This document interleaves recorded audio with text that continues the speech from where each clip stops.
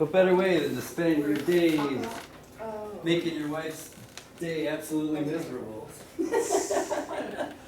A good one I did was I took mac and cheese powder and I mixed it with water and I put it in the fridge in an orange juice container. Honey, I made some orange juice and I left. And she just instantly, the worst thing was she gave it to the kid first. Oh, abuse. Abuse, call CPS.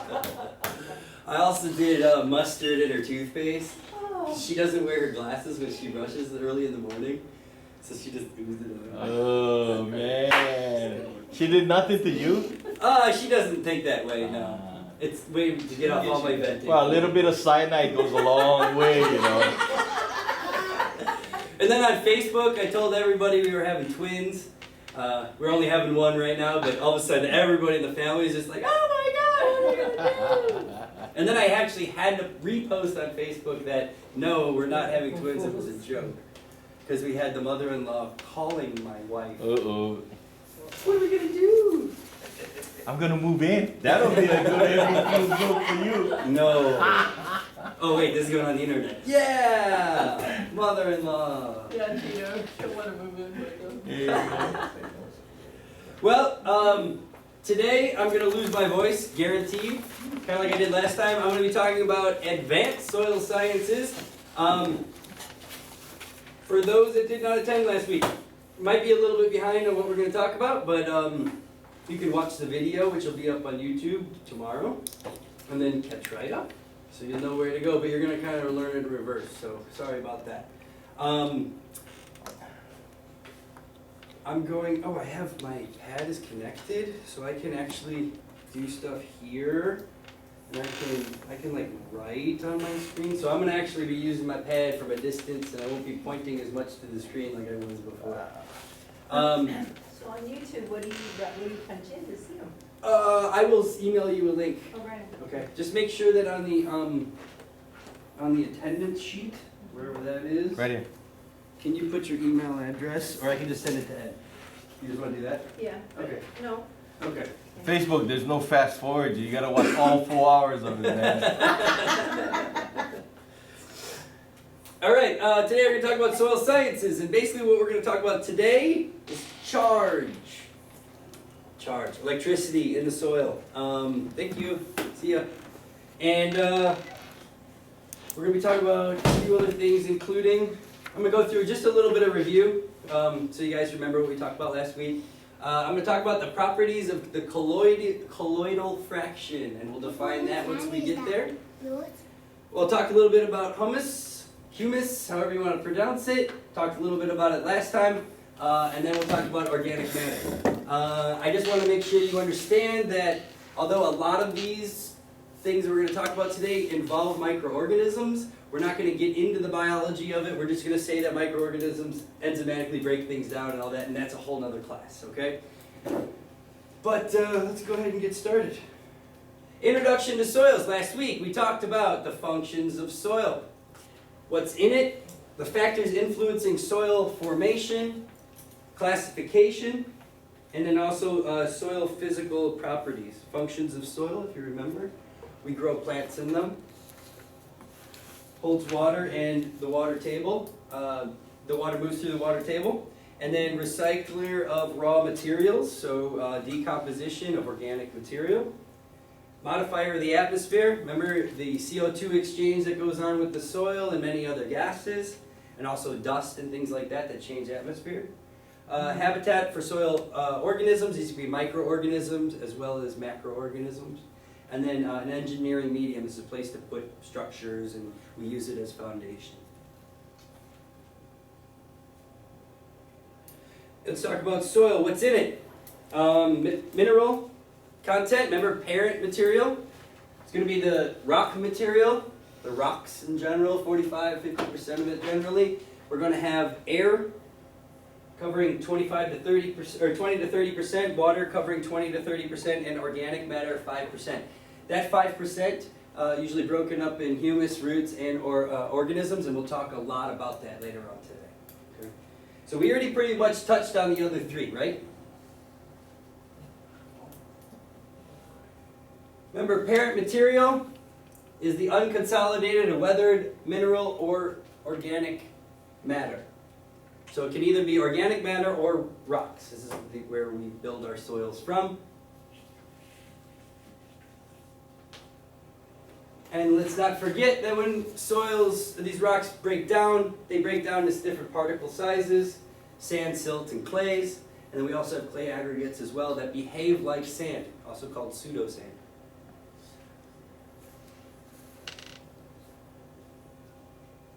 Soil orders, remember we have 12 different kinds of soil orders. They are characterized based upon how they are formed and the climate conditions in which they are weathered. All of them having different properties about them. And then all of them, of course, having horizons. So we have our horizons, layers of soil. We, of course, have the organic material at top, the O horizon, the A horizon, which is where we have a lot of the mineral matter mixed together. The humus from the organic material moving downward. And then we also have our E horizon, which is a light-colored zone of leaching. Generally, these are going to be, all of the clays are leached out of this area, leaving a nice white or powdery soil type. And then the B horizon, accumulation of clays from above. Like I said, these are going to be where the clays end up because they can't go any further, because below that we have partially altered parent material and then unweathered parent rock. So essentially, those clays get trapped here at that layer. All right. Soil physical characteristics. Remember, we describe them based upon color, texture, structure, aggregation, their density, and pore space. I went over all of those extensively for about an hour, right?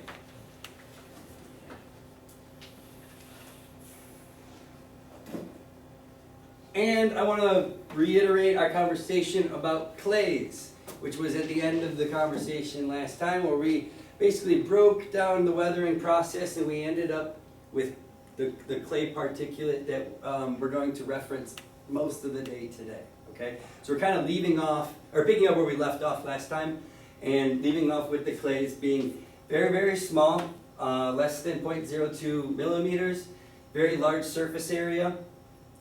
Water holding capacity is very high. These are called colloids, and we'll get into that a little bit later when we talk about the colloid fraction. They cause aggregates or aggregation, which is the coming together of these clay materials to create larger balls of soil. And that's caused through flocculation and causes pseudosand. Flocculation. And then it's also a great place for microorganisms to exist and do their metabolic processes.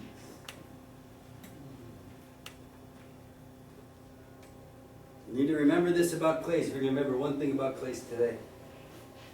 Clays are always negatively charged. That point was not on the last class. But I need you to already put that in your head, because we're going to talk about that a lot today, and I'll reiterate that many, many times. Clays always have a negative charge. Remember, they're made of octahedral and tetrahedral sheets. We'll talk a little bit about that today and how they're constructed. Convoluted areas, many areas that go inward where water and nutrients can be locked in and not able to release into the environment because they are locked inside, essentially, the colloid surface.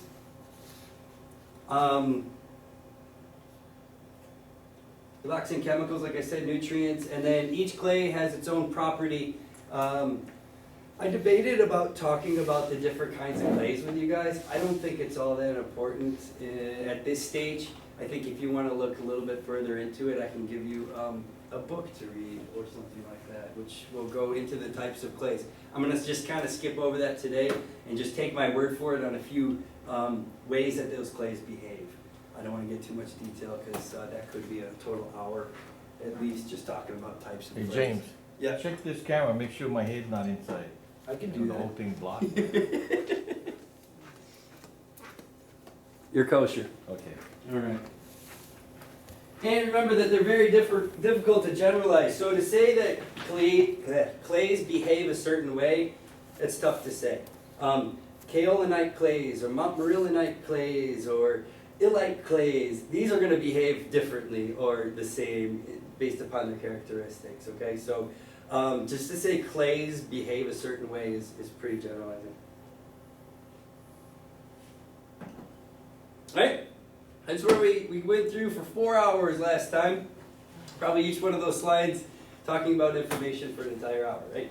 So, next we're gonna move on and go into the properties of the colloidal fraction. Everybody's taking notes, right? Alright. What do we got here? Flakes and sheeting, right? Not as organized and stuck together, right? These are kind of looks like cornflakes flopped on each other. It's because these colloids are not clays. Those are going to be organically based, but we'll get to that. So there is a clay SEM image of our sheeting and how it's constructed. And what is the colloidal fraction? Okay, we're talking about two things when I say colloidal fraction, or if I just say colloids, I'm talking about two different things. We're talking about clays and humus. That's it. Okay, so for about the next 2 hours, I'm going to talk about clays and humus. All right. Any confusion right away? Where we're going? Okay. I need you to forget about the world around you. We're talking about a totally different world with different kinds of physics. We're talking about an area where gravity really doesn't play that much of a role. We're talking about an environment where I don't want you to see things like water traveling on a colloid surface in your mind. I want you to see the water molecules traveling across the colloid surface. That's how small we're talking for the rest of the day probably. We're talking molecular, down to the atoms and how they behave and how they gain charge. And on the next class, when we talk about soil fertility, we start learning how these charges play in the soil and give nutrients to plants. Because we're kind of just building blocks at this point. Today, for building block number 1 is to teach you about variance and charge, and then we'll go on to organic material and humus. But for right now, just know as the colloidal fraction is these two things. So if I say colloids, which is what I'm going to refer to them as for the rest of the day, and we're going to talk about properties of these two things, right? We know that clays and humus are very, very small, right? We're talking absolutely microscopic. And then we have the fact that clays have a high surface area. We talked about that in the last class, and I'll go into that in much more detail. Absorption of water. I'm going to talk a little bit about how the water molecules behave on the surface of the colloids as they come and go because of their weak bonds that they have and how they're able to trade with more powerful ions. These are words that I don't want you to scare anybody, but I will get all these definitions in just a minute. They do have a surface charge. Clays are always negative. Humus can be negative or positive. Generally pH dependent, but we'll get into that. And then colloids, these balls themselves, these masses of sheets, absorb ions. They will actually take on ions, which is essentially atoms in the soil. They'll grab onto them based upon their charge, and we'll get into that. Am I confusing anybody right now? I'm going to say that a lot today, okay? Remember, size. You're going to need an electron microscope, scanning electron microscope, some sort of tool that's going to see things that are going to be 2 nanometers across, 1 nanometer across, half a nanometer across. So definitely need those powerful microscopes to see them. And then, generally speaking, particles behave as colloids as long as they are less than 1 nanometer in diameter. Okay? There are some clays that are larger than 1 nanometer. I wouldn't feel comfortable calling them colloids because they don't behave like colloids. Okay? colloids, remember, having a charge to them. So if they don't really have much of a charge and they're just a big ball of clay and they're not really attracting anything, they just make a room for microorganisms, doesn't have all of the properties of a colloid. That charge is very, very important. Okay? Question, James. Yes. What is, you said clay has a negative charge. Yes, What does that do in the soil? I'll show you. Over the next hour, we'll talk all about that. So what negative charge, how it gets the negative charge, and what happens when things come in contact with that negative charge. We'll talk about all that. Okay, as long as I don't run on batteries in my pad. Okay, let's get into the high surface area. Okay, we talked about size. We know that they're super small and they're less than 1 nanometer.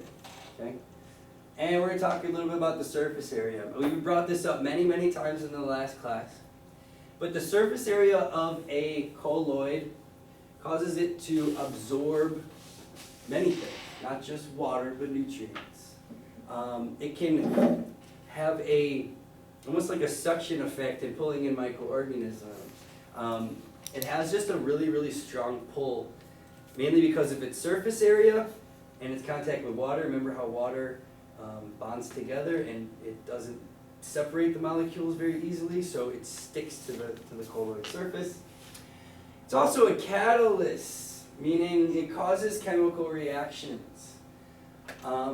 Because of its charge or what it's made of, most likely, it's going to cause a chemical reaction. So if it's made of magnesium or calcium, comes in contact with water, picks up some hydrogens, and then we have some chemical reactions, okay? Precipitation, not precipitation. Precipitation is basically, again, that pulling effect in pulling in nutrients. So there's absorption and precipitation, which is more of a pulling, and absorption is more of a retaining. Does that make sense? Microbial colonization. There are plenty of nooks and crannies in here for one-celled microorganisms to go and camp out and do their bidding, right? Go in there, they reproduce, they find nutrients on the colloid surface, they use that in digestion, and then they release certain acids like humic acid and these wonderful things that are great for plant development. I don't want to get too much into that because that's a totally different class, okay? Internal and external. It's supposed to say charge after that. Internal and external charge. So go ahead and write charge after that. And that means that there is an electrical magnetic charge on the inside of the colloid, and then there's also an external charge on the outside of the colloid. The inside charge of the colloid is generally negative, always negative. It's a very, very strong negative force. But the stuff that's on the outside, on the very, very edges, there's this kind of more of an even flow, okay, of some anions, cations, which I'll get to in a second, which are going to be just nutrients of a different charge. So it's not necessarily that every single point on a colloid surface is negative, but the general charge that it holds in the center is negative, and sometimes there could be a little variances on the outside edges, right where the thing sticks out into the soil solution or the soil water. There's a little bit different things going on out there. When we're talking about surface area, we can have surface area as low as 10 meters squared per gram and as high as 800 meters squared per gram, which would be like montmorillonite, okay? And what that would mean is, if you take 1 gram of these clay colloids, and it's just the colloids, that if you take the surface area and measured it of every single ball and stretched it out into a sheet of paper, it would be 10 meters squared, okay? Or 1 gram of it, montmorillonite, stretch it out, could be 800 meters squared. That's how much surface area we got there. So to put that in perspective, okay? If I take a colloid and make it the size of a football field, okay? My colloid is not microscopic anymore, it's 100 yards long. That means the surface area that would stretch out to would reach wider than the United States of America. Okay? So for 100 yards, you can have it as wide as the continent, or the United States of America, from East Coast, West Coast, through Canada and into Mexico. It's that big. Just to give you a perspective on surface area. Everybody understand that? Okay. We are now, just now, creating synthetic materials that have surface areas close to like 500 meters squared. We can't, as humans, create these things at 800 meters squared. We just don't have the ability to do that. All our nanotechnology, we're making, carbon sheeting and that are held together by atom to atom carbon sheeting. Some of the strongest stuff in the whole world, but we cannot reproduce this. So just give you an idea of how big, we're talking about major surface area here. Well, with that major amount of surface area, we can absorb an incredibly high amount of water. Remember we talked about cohesiveness of water, which is the water molecule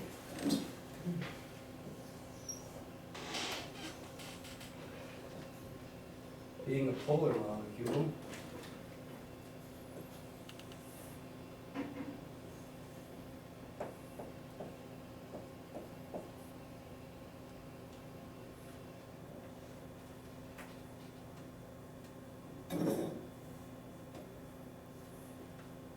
It has a section, the water molecule has a section that is open to the environment.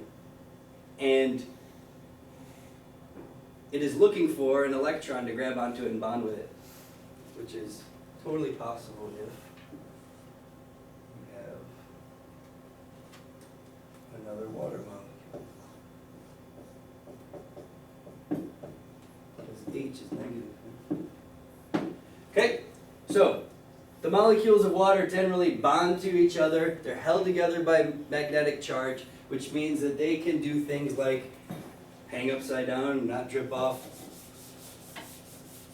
A surface basically bonds to itself, cohesion. We talked about that in the last class. So extremely high water holding capacity because of the cohesion and the fact that water sticks to a surface. It always will. If there's any kind of surface, whether it be glass, rock, whatever, plastic, it's going to want to stick to it. And that surface can include the surface of a colloid. Okay? And because of the high surface area, it wants to stick to it more than if it was a slippery surface. Today, I don't want you to think about water, like I said, as water going across a colloid surface. I want you to envision the molecules. Okay, we're talking molecularly today. I'm reiterating what I said earlier. So when we're talking about this microscopic, remember that the surface of this thing is already 1 nanometer across. So to get down to the molecular level, it goes maybe 10 times, 100 times that. But we got to get in, pick a section of that colloid surface and observe it, and that's when you see molecules moving in and out. Okay? We'll get to all that later. Not necessarily available to plants. This water that is locked into a colloid surface can't be taken out. The only way it can be removed is through evaporation, where the hydrogen molecules and the oxygen molecules split and it evaporates. When does that happen? Well, when the water dries out of the soil, right? You got a water film that's on your colloid surface. When it's totally saturated, as the heat and the environment takes away some of that water and evaporates it, that water film on the colloid surface becomes depleted. It will always be there. Even in the most arid areas, you're still going to have a water film. But it's not going to be enough to cause exchange or to allow for any of the nutrients to come and go on the colloid surface. It's a very minimal amount. Okay? So sometimes you can have colloids that hold so much water in your environment that your plants can't get to that water, unless you add more and more and more water, and then it's mass action at that point. This water is vital to soil microorganisms. So bacteria you know anything about microorganisms, bacteria cannot reproduce unless there is water around. And they cannot move unless there is water there. Remember I said that there's a water film on every single thing on the earth? And so microorganisms like bacteria are able to use that water film to travel and move around, and they are able to reproduce. But when it's so abundant, the water, and the protectiveness and the nooks and crannies that a microorganism can go into and basically feel safe from the environment and do its metabolic activity. It has a food source in there, it has water, it has a little bit of oxygen from the water, and so it could do its bidding in there, feeling safe, and then sending out reproductive propagules from that point. And then it just stretches all over the colloid surface. And remember, there's shrinking and swelling. Remember clays that absorb water?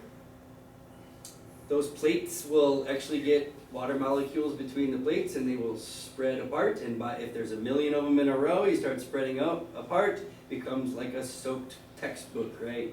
Everything's wet and there's water film between each one. Then when it dries out, that water film disappears, and what happens is there's actually a magnetic bond that becomes stronger and stronger the more times it fills and shrinks and fills and shrinks and fills and shrinks. Eventually, those plates have become totally bonded together. So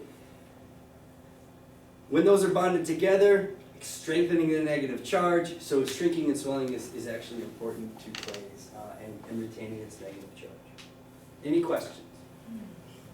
We're in chemistry class today, guys. Sorry about that.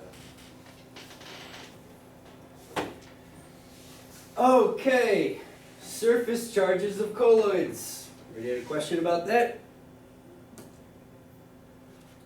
So, as I mentioned, colloids carry internal and external charges. They're either strongly positive or negative. And like I said, most colloids will be negatively charged. That includes humus, however you want to say it, as well. Only when mineral clays in acids are in acid soils can it change to more of a positive thing. That is because of the hydrogen that is causing some of the available areas on the colloid surface to be blocked up by hydrogen and not allow for any transfer. And once you block up the entire areas with hydrogen, it can change the charge. We'll get into that on soil fertility. The first thing I'm going to talk about in soil fertility is pH. I was going to talk about that today. It didn't fit. It didn't fit, and it really didn't fit what I was talking about. So I mentioned last time I was going to get into pH.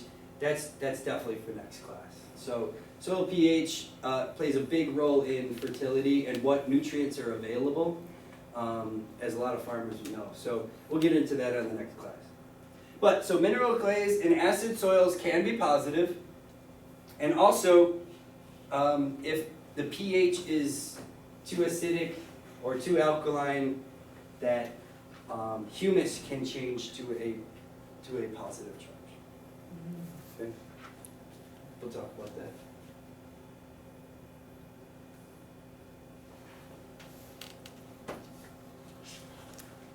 Okay. Am I scaring anybody yet? Okay. The amount, surface charges of colloids, we're still on that. The amount and origin of surface charge differs greatly among different colloids. What does that mean? Whatever it's made of is gonna make it charge different, right? True, very true. It's exactly what it's saying. So, depending on what it's made out of, it'll have a different charge. Okay, and we'll talk about that when we get into variance and we get into ionic bonding. Those clay or humus particles can attract or propel based on what? Its charge. So if it's negative and something else that's negatively charged comes wandering along, what happens? Repel. Bounces off just like a magnet. You push a magnet around the table at negative to negative end, it's the same thing. Okay? So you have attraction, obviously, magnetically attracted, and then you have propelling things away. For example, oh no, these are all positive, bad example. Greatly influence soil, chemical, physical behavior. Nothing more I need to say about that. That the charge of a clay or humus particle is pretty much what dictates its fertility and everything that's going on in the soil besides maybe water. Okay? So this is what I'm talking about for the next tidbit. Okay. The last thing on that list was the absorption of cations and anions by colloids. These are words that I'm going to have to explain later. But cations and anions are both ions. Okay? Ions being, think of them as atoms. In the kind of simplest terms. Cations, spelled cations, right? Cations are positive. Anions are negative. Let's just remember those two words and what they mean right now, and we'll get into that as we start explaining. What is an ion? As I said, it's an atom or a molecule with a net charge, overall charge, due to the loss or gain of one or more electrons. Okay. Atoms and molecules will lose electrons. Remember, there's electrons, protons, and neutrons. We'll get to that in a bit. But there are electrons, which are the particles buzzing around the atom. Right? These are the ones on the outside. These are the ones that dictate charge. If you lose one of those, it becomes off balance. Unstable. Unbalanced. Non-equilibrium. It's off kilter. And it's trying to find its way to equilibrium. Okay? We'll get into this, don't worry about it. How does this happen? Through ionic charge. For example, this is as simple as I can explain it, and we'll get into much more detail in a second. You have a negatively charged colloid particle, piece of clay. Right? You got a clay lattice, remember? They're made of sheeting. So one piece of clay is probably just one stack of sheets. Negatively charged. Negatively charged. Cations are what? Positively charged. What happens? What's happening over there? Attracted. Okay, so you have cations attracted to colloid surfaces through charge. Just to get off and kind of throw a stick in the spokes and make you think about the next class. You got calcium, you got potassium, magnesium, what else you got? Hydrogen. What are these? Nutrients? What's the next class titled? Plant fertility. These are plant nutrients. Oh, vitamin. Right? These are plant nutrients sticking to the rock surface. How awesome is that? So it's available for plants. Okay? How's it going? It's fine. You're welcome to our stuff that you need more rooms. Oh, okay. We found our niche. James, on that last slide, so that you just had the, Yes. so is a negative charge, it has to be stronger than all those positive ones that can attract all of those at once? Oh, when it comes to the overall charge of a colloid, the strength of the charge, versus the positive charge that's coming in from the cations, will never throw it off. Thinking that this is more like a black hole and this is like a planet, right? You could have a zillion planets going into a black hole, it's never going to stop it from sucking things in. It's pretty much the same thing, okay? Eventually, all of the ports become filled, but they usually become filled, they're usually always filled. All of them are always filled. It's just that, is this cation stronger than this cation to knock it off? And we'll get into that. Okay, so we're building on stuff here, okay? So, we're gonna get back to this slide. I'm gonna stray off for the next so on many, many minutes, because I wanna eventually, we're gonna come back to the absorption of cations and anions, okay? I'm gonna explain what valence is and ionic charge. Anybody wanna take a couple minute break? We okay? Okay.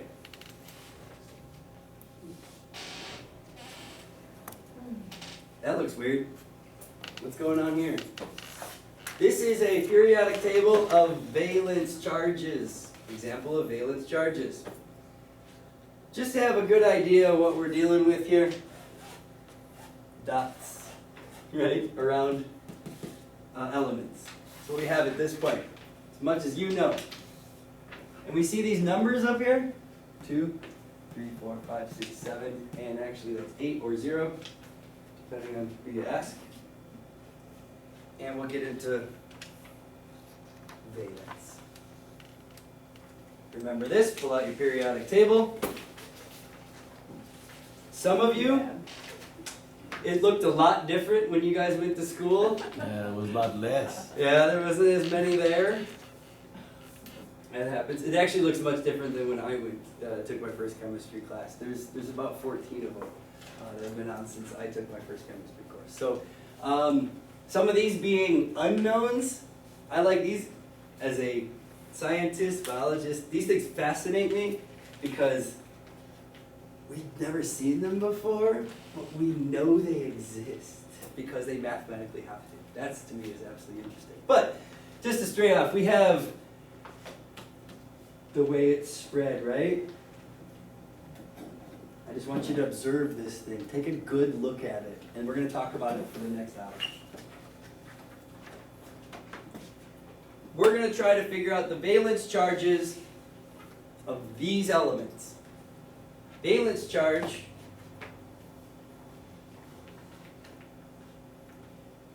meaning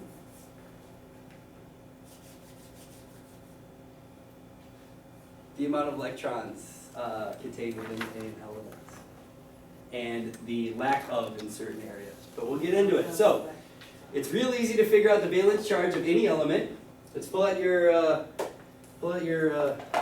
periodic table there, and let's start figuring out what the valence is for some of the elements. It's the number in the upper right corner of it? So, first thing we're going to do is look for the atomic number. Okay, atomic number is going to be going from 1 through 1,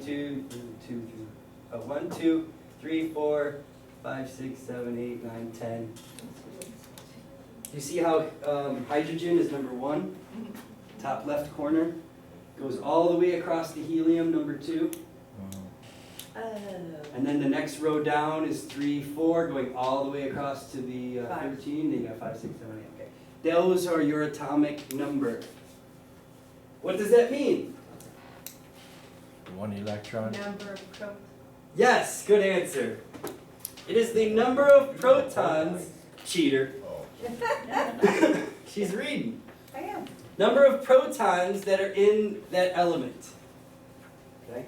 Remember, all elements have protons, neutrons, and electrons. That was the red dot.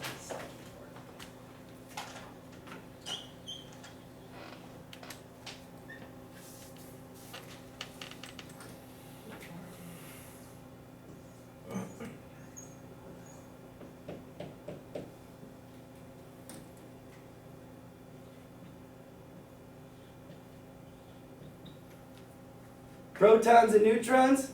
Pro, positive, neutron, negative. We're in the nucleus of an atom at this point, folks.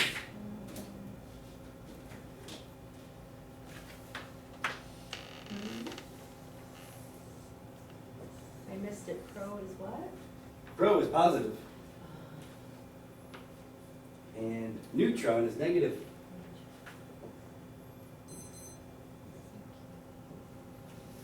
Just to refresh people, what an atom looks like, guys. Okay? Everybody see that? Protons, neutrons in the center, and electrons on the outside.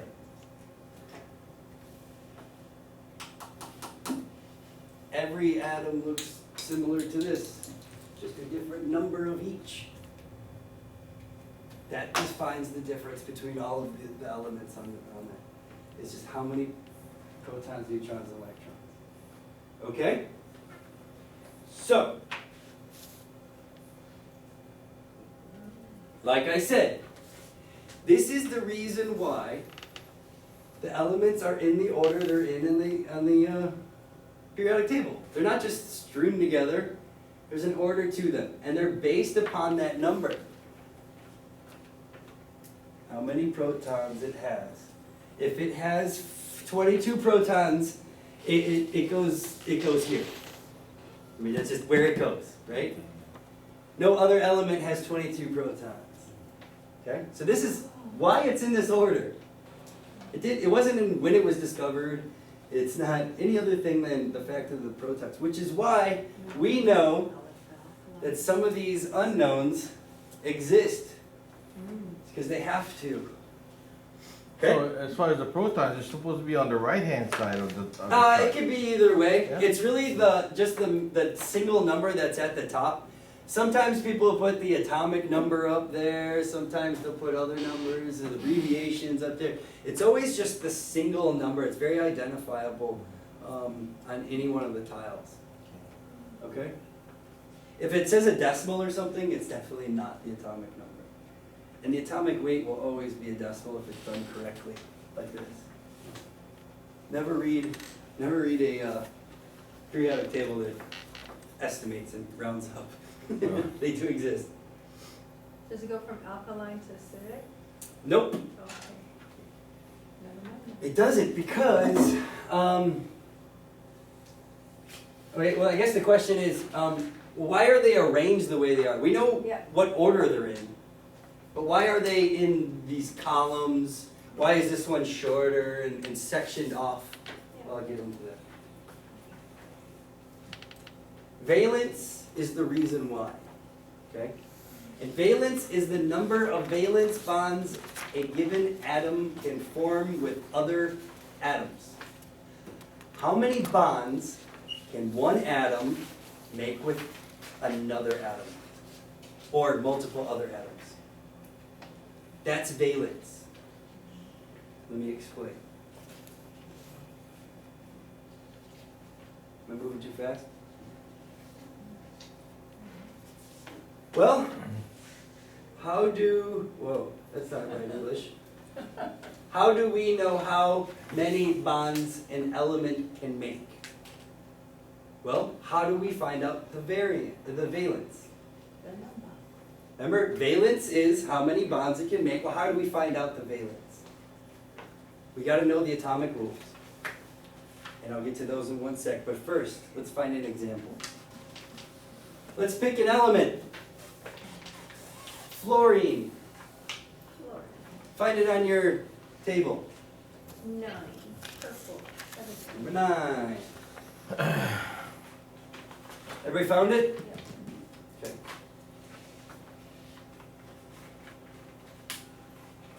The atomic number is 9. What does that mean? 9 dots, 9 particles. 9 charges. 9 protons. Protons, correct. That means fluorine has 9 protons. Look, you guys are already chemists. You already figured out how many protons elements have. Good job. Now write this down.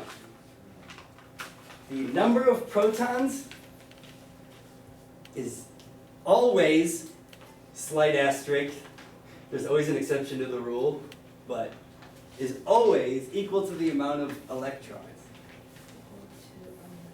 Okay? Number of protons is always asterisk equal to the number of electrons. That would make sense. Well, the protons are in the middle. And the neutrons are the negative counterpart for the protons. And the electrons are just building off the energy between these two. That's what moves the electron. Okay. So, they all play a role in each other's energy, right? This is what we know so far. Fluorine has 9 protons and how many electrons? Let's learn the atomic rules. Okay? When I'm trying to find out valence, what I do is I draw a map of the element, and I'm going to do that on the board in 1 second. First thing I'm going to draw is the nucleus, and then I'm going to draw energy levels. Energy levels are actually the rings where the electrons spin. Elements can have as little as 1 ring, or as many as, I think, 30 or 40. Okay?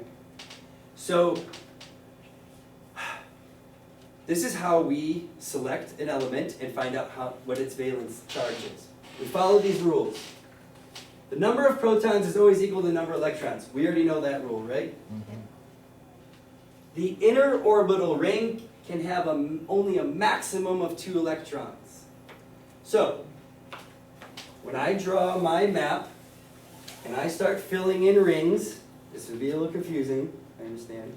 But when I start filling in my rings, I can only put 2 on that inner ring.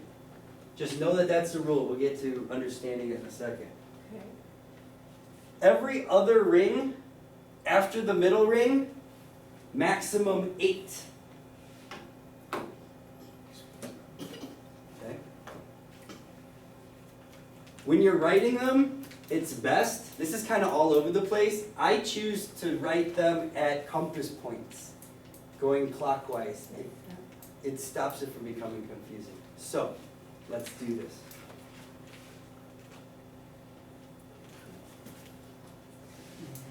But then if it only has 1 proton or 2 protons, what's gonna be in the outer rings, because the 2 are in the inner one? Well, there won't be anything because it only has 2. So there's Everybody still see that, right? right. Okay. The radon blue. When I'm drawing out my element, finding out its valence, it always helps to write the abbreviation for the element right in the nucleus so I know what I'm talking about. An F. I start drawing rings.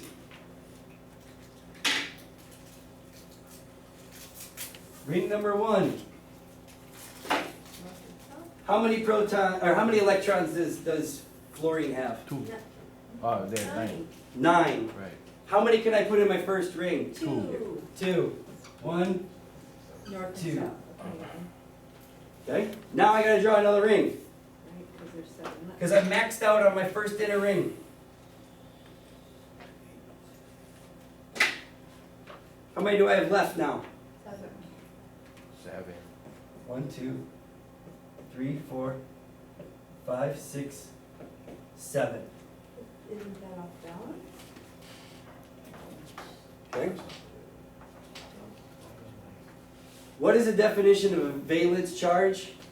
It's how many electrons in the outer ring. What is the valence charge of fluorine? 7.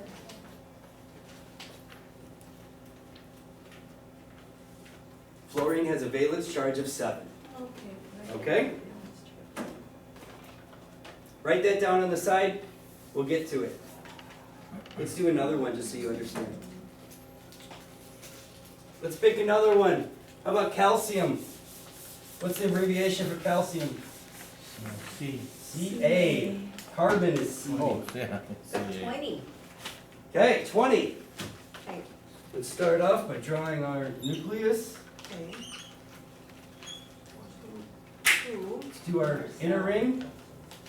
How many go there? 2. Let's do another ring. How many go there? 18. How many? 8. Oh, that's right, only can do 1, 2, 3, 4, 5, 6, 7, 8. How many do I have total now? 10, How many do I need? 10 more. Okay, let's keep going. How many go in this ring? 8, 8. Only 8 on the outers. then the outer ring only get 2. Do I need to do another one? Yep. The 2 that are left. What's the valence charge of calcium? 2. Boom! Ah. You guys are whizzes. I didn't hear a 2 from everybody. 2. Sorry.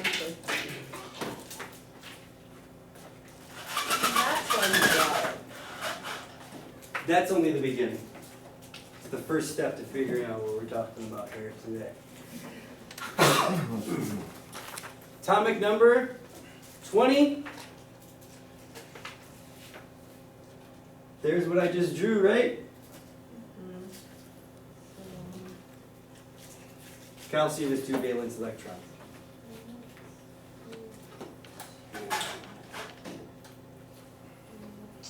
So we have the other one, which was what? How many valence for fluorine? 9. No, I mean, no. 2. No. 7. 7. 7. Told you to write that down on the side, remember it later. So now we have calcium is 2, fluorine is 7, right? Because you can go up to 8 on each ring. Correct. Okay. Boy, that took a long time. Is there an easier way to figure out the valence charge of an element? What if I made the periodic table look like this?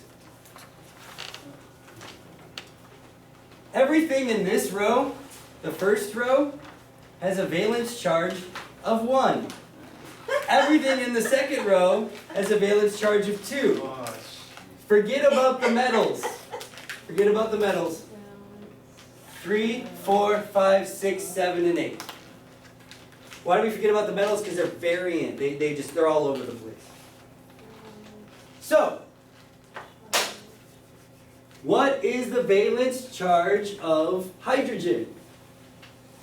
H. 1. How about chlorine? Cl. Everybody say it. Chlorine. Uh-huh. What is the valence charge? No, you don't have to do it. Just look at the list. Find Cl. 17. 7. Just like fluorine. Yeah, don't. It's a little different way. Up at the bottom. But just know that those rows. Yeah. Okay, so forget about the metals. The first two is 1 and 2. Forget about the metals. Moving over to 3, 4, 5, 6, 7, 8. Okay. You Oh, understand? you don't mean this, the green, It's up there. huh? 1, 2, Got it. 3, 4, 5, 6, 7, 8. Everybody got it? Oh. Just put them over here. Skip over the lime green in the middle. The taller ones, yeah? Got it. Well, now I know. Okay, See, like on so every element on this list has a valence charge, right? Why does that matter? oh, because the one's in the middle. It matters because it dictates what's going on during ionic charge. We're switching gears, guys. We just figured out valence. It's that easy. 1, 2, 3, 4, 5, 6, 7, 8. But now you know why. You understand? Now you know what valence means. Extra electrons on the outside. That comes into play more than anything when it comes in nutrients being transferred from colloid surfaces. But we'll get into that. I don't want to delve too deep yet. Switching gears, what is ionic charge? It's created by the gain or the loss of 1 or more electrons from an atom. This is just as it exists. There are certain situations that would cause, say, this electron to be lost. Alright. How that's gonna happen? We'll get into that. Actually, more commonly, it's more of a substitution. So, where there was 2 here, And another element has 6 electrons on the outside. Those other 2 can come in, they can share that electron, become bonded together, they're both at equilibrium, and they share electrons. But we'll get into that. I'll describe that all in a second, okay? Ionic charge is created by the gain or loss of what? It's usually the gain. A lot of it's the gain, not so much the loss, but mostly gain. An electron from one or more electrons in an atom. For example, let's look at your periodic table.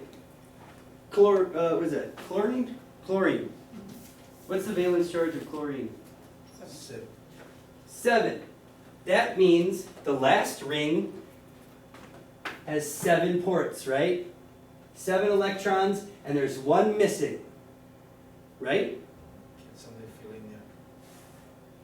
What's the valence charge of Na? 1. One little is spinning around looking for something to bond into, to grab onto, and hey, look, a port for it to go into. What happens? The Na shares that electron with the chlorine. They share the electron in a bond. Sodium pulls away, its outermost electron remains with the chlorine. So it can leave the electron and disappear and then become basically exposed for anything to come along and bond to it because it has 8 ports open. 8. Do you see how that can happen? Okay. So what we have here is when these are together, when they're bonded together, sodium chloride, right? This is where we get bonds. This is where we get chemical bonds. This is where you get sodium bonding with chlorine, you get hydrogen bonding with oxygen. This is why this happens. Why is the hydrogen molecule bonded to the oxygen molecule? Why? Because they're sharing electrons. Because hydrogen has how many electrons? How many? 1. Has 1 valence. So hydrogen, look at its molar weight or molecular weight, being 0.0794, the lightest molecule on the Earth or in space or anywhere. Because it's so light and so small and has a charge of 1, it can literally sneak in and bond into almost any atom that has a port open. Okay? Some of those don't have ports, some elements don't have ports open. Let's talk a little bit about those. Elements are arranged in categories, right? We have what? Alkali metals, other metals, transition metals, halogens, noble gases. You have those listed, right? So that's what the color differences mean. They're grouped together into different categories because they share certain characteristics. Okay? Some scientists only look at the nonmetals. That's all they ever do because that's what their field of study is, you know. If they're an organic chemist or something, they're probably dealing just right here. Those are the elements that they have to work with.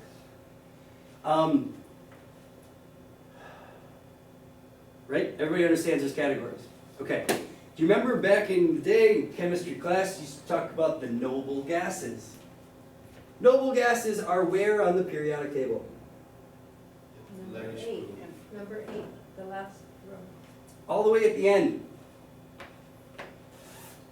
These are noble gases. These are super important when we're talking about ionic charge, which is what we're still talking about. Everybody's on page?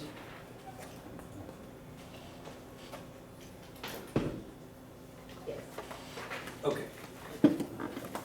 Gino, all I said was, if you look at your periodic table, the different colors indicate different categories. different characteristics about them, and I'm pointing out the noble gases, which are where? The blues. All the Light way blue. on the right side, Yeah. right? Okay. So, noble gases have a valence charge of 8. What does that mean?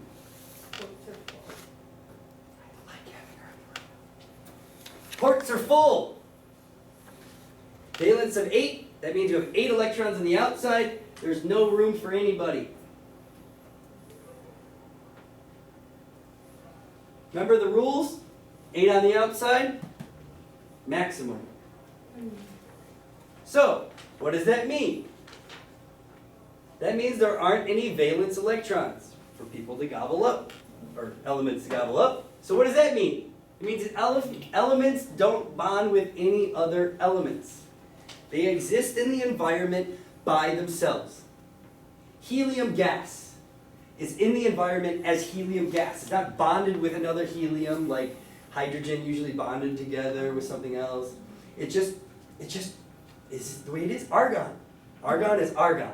It's that way in space, it's that way on Earth, it's just argon. It's not compounded with anything else. That's why these are called noble gases, and that's why noble gases are the happiest elements. Did you get my pun here? Helium, He, there we go. Alright. Helium has 2 electrons, right? How many electrons does it have? It has 8, right? It shows 2, but I want you to understand. There's 8 electrons on the outside, right? Because it's a noble gas. All of them have 8. Okay, they're happiest elements to exist. Let's remember that everything in nature finds an equilibrium. Okay? From the water flowing downhill to the ocean to biology, microorganisms in the soil finding an equilibrium so that there's diversity. Everything in nature, including elements, are trying to find an equilibrium. So, if fluorine is spinning out in the environment by itself, within a nanosecond, what happens? Something fills that one spot. You're not going to see fluorine just spinning around by itself like an argon or like a noble gas. Instantly, as soon as it has been separated from whatever it's bonded to at this time, it's going to bond onto something else. And that's pretty much the case for all elements. But the fact that fluorine is a valence 7 versus a valence 1, there's a little different attraction. Okay? Did I lose anybody yet? Now, we're getting into ionic charge at this point. It's just a matter of this point counting the columns or the groups. Okay? The further away elements are from noble gases, the stronger the ionic charge. Remember that. Say it to yourself. The further away from the noble gases, the stronger the ionic charge. Okay? Let's do this.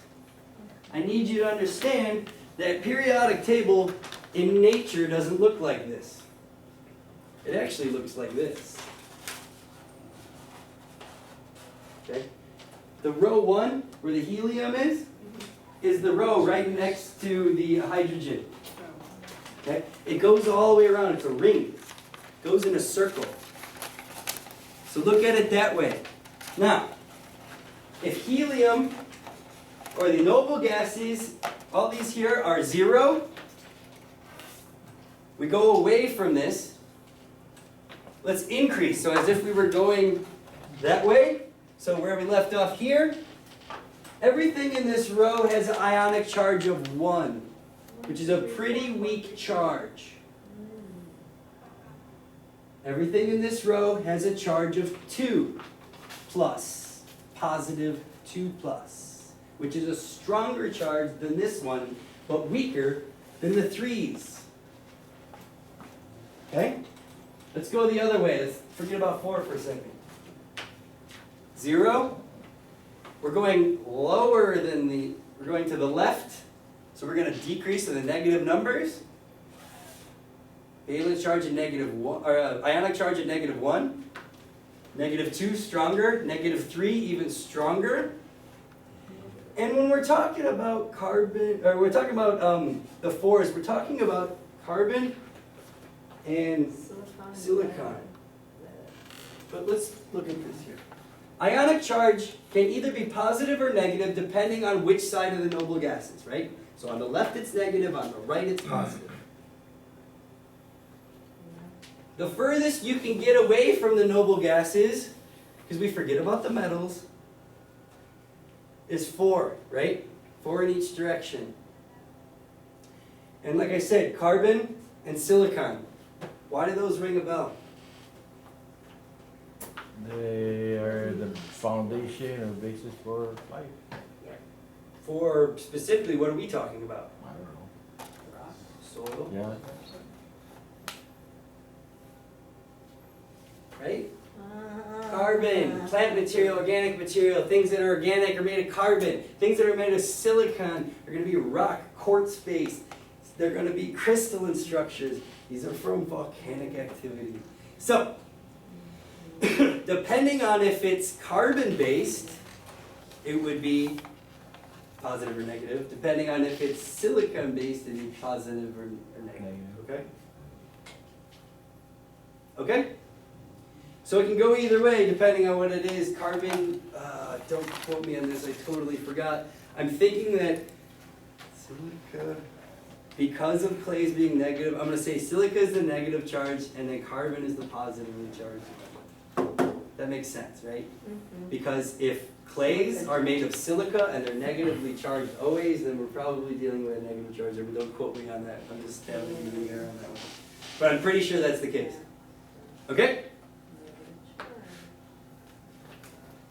So all elements are either positive or negative. These all, the metals in here, as well, are either positive or negative.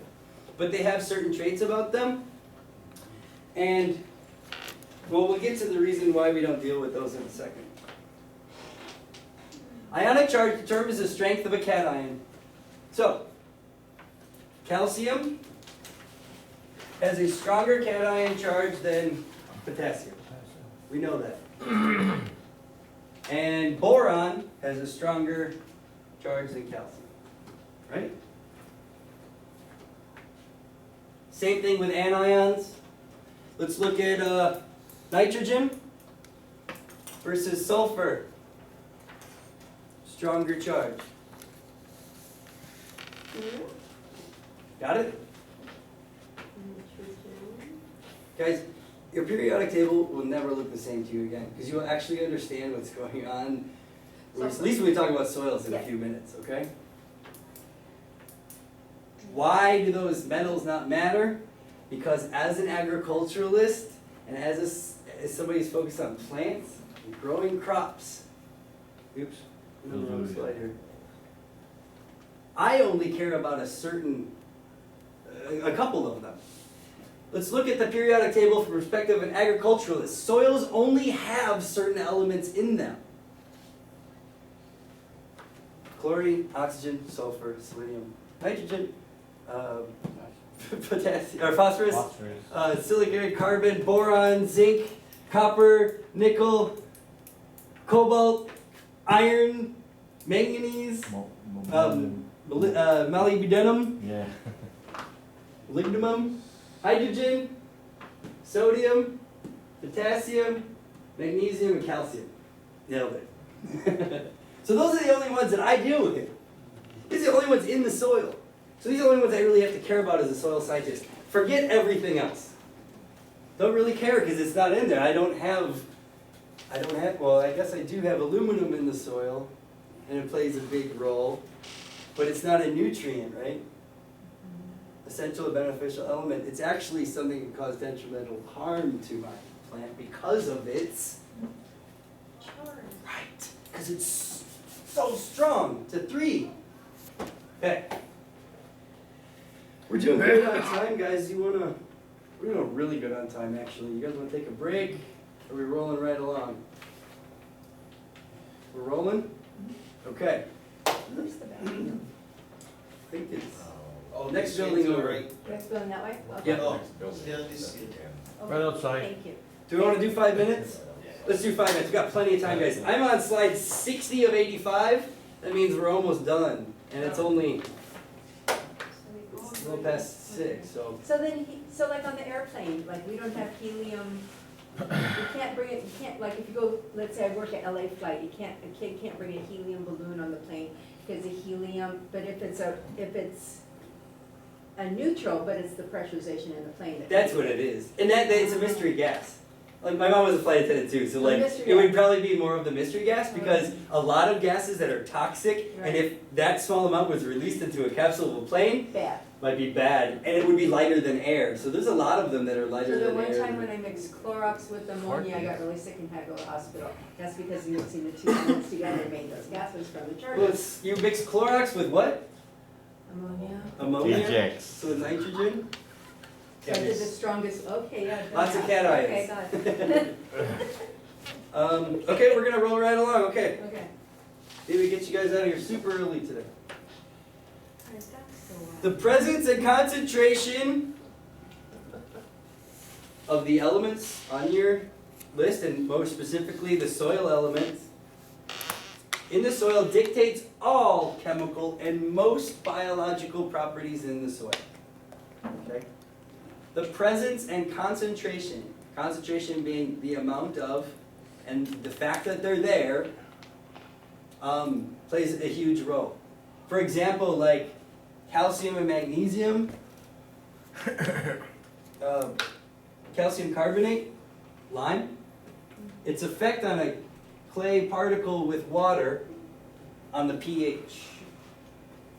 So when you're talking about ionic change and ionic charge, this is everything that goes on in the soil is what we're talking about, ionic charge and ionic change. Fertility. You can see how now we're talking about nutrients like potassium, nitrogen, magnesium, and how they can be bonded to a colloid surface. Okay. Remember I said we were going to talk about that for about an hour? We did. Well, but now with, let's say fertilizer, I mean, just Yep. simplifying it, fertilizer going into the soil, a lot of it gets leached right through it. Well, Not certainly, bonded. why does that happen?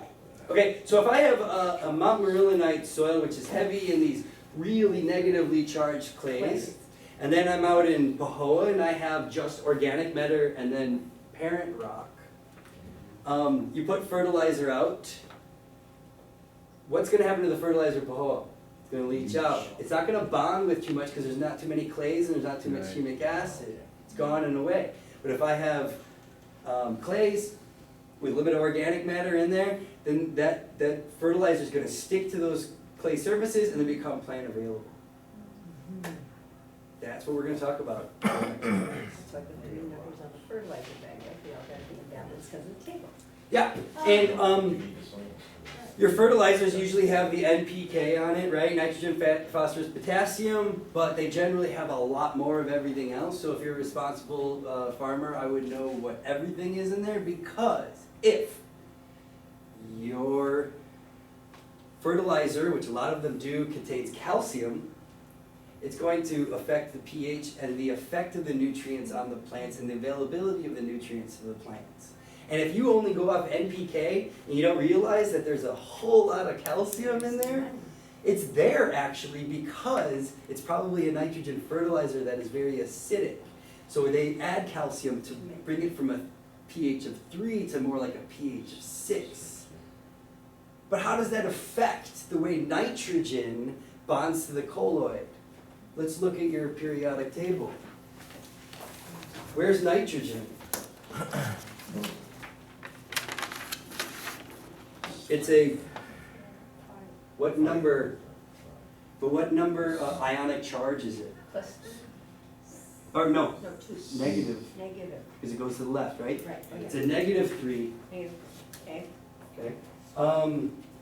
Bad example, we'll do with the calcium. Let's do nitrogen and then chlorine, which is certainly a needed element for plants. Ooh, So because of the charge, it might come along, if the nitrogen that's in there, it might come along and knock off that chlorine that is needed for plants because it has a stronger charge. So knowing what's in your fertilizer, knowing that you have chlorine in there that will also be in addition to the nitrogen or whatever, just knowing all of the elements that are in your fertilizer is crucial. Because if you go off NPK, what about hydrogen? I mean, hydrogen dictates what goes on in the soil because it's so light and it has that one electron and it can bond with almost anything. What does that mean? A colloid can be completely covered with H. Completely. The whole thing is covered in hydrogen and there's no ports open. When does that happen? In acidic soils. So if you have a soil pH of around 4, chances are all of the colloid surfaces you have are covered in hydrogen. And because all it takes is of an ion that's stronger charged than H to knock it off, it's real easy to fertilize those soils and knock off that hydrogen, which changes the pH. We'll get into all that in the next class, okay? Okay. But for right now, let's get back to colloids. We're going back to this slide that we left off on. We just learned about valence and ionic charge, right?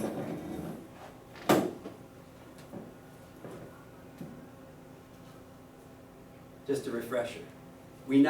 This looks a lot more understandable than it did the first time you looked at it, right? Yep. Okay.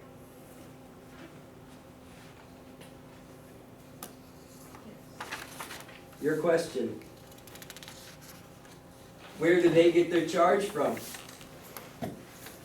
Well, we just learned where all elements get their charge from. We didn't learn where colloids get their charge from. All we just learned was where nitrogen gets its charge from and where argon gets its charge, okay? Now we're bringing it back to soils. We're starting to talk about colloids again, okay?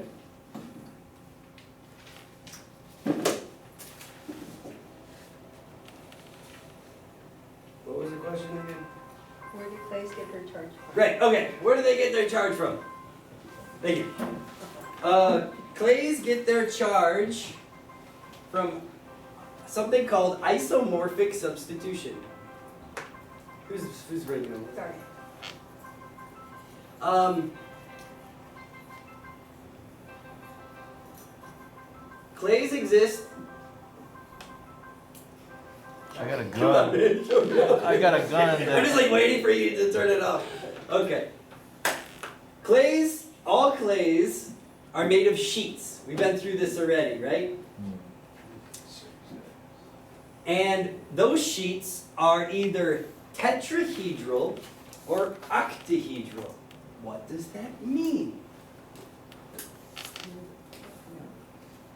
Means that each, the molecules that make up one section of the sheet. It's hard to explain. Okay, so tetrahedron. This is a tetrahedron shape, right? Like a pyramid.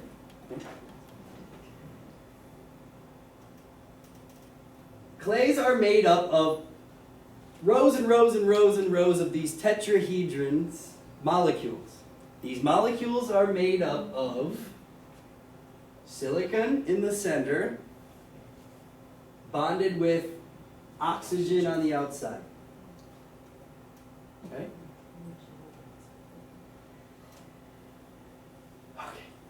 Okay. Clays also have octahedral sheets, which are made up of compounds that are either aluminum or magnesium bonded with hydroxide, which is OH. Hydroxide is it the combination of oxygen and hydrogen?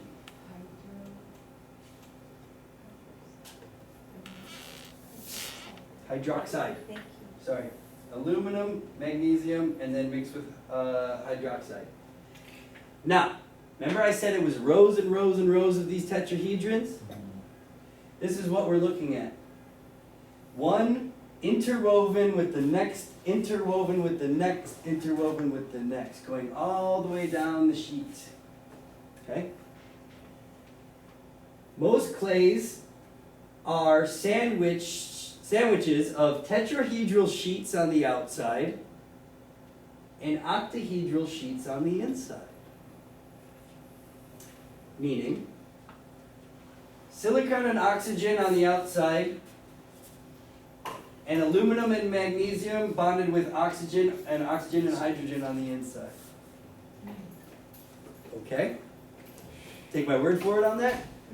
Hi, Yeah. I'm sorry to bother you. Would you like the air conditioning turned Please, back on? would you mind turning that? No, I was that's supposed to fine. do that 3 hours ago. Yeah, no, it gets stuffy in here, so. Thank you very yeah. much. Yeah, they have an override that I didn't turn, sorry guys. No I'm getting problem. hot. Yeah. Thank you. I get on a roll and I forget. There it is. So we have silicon, oxygen, and aluminum or magnesium, and oxygen and hydrogen in the middle. This is what a clay sheet looks like. And then this is what, this is the same thing, yeah, right? What is between the two? Absorbed cations and water. Why would cations be between the two layers? Because clays are always what? Positive. Grounded. Clays are always negative. Right. So, wouldn't it be nice for a positive molecule or positive atom to be in here? Yes. Right? All the way across, and what does that do? It brings it together and bonds it together. Remember how I said water can bond sheets together? The charge of water can bring those, because of the charge of water, can bring those sheets together. One, right after the other, right after the other, right after the other. So any cation,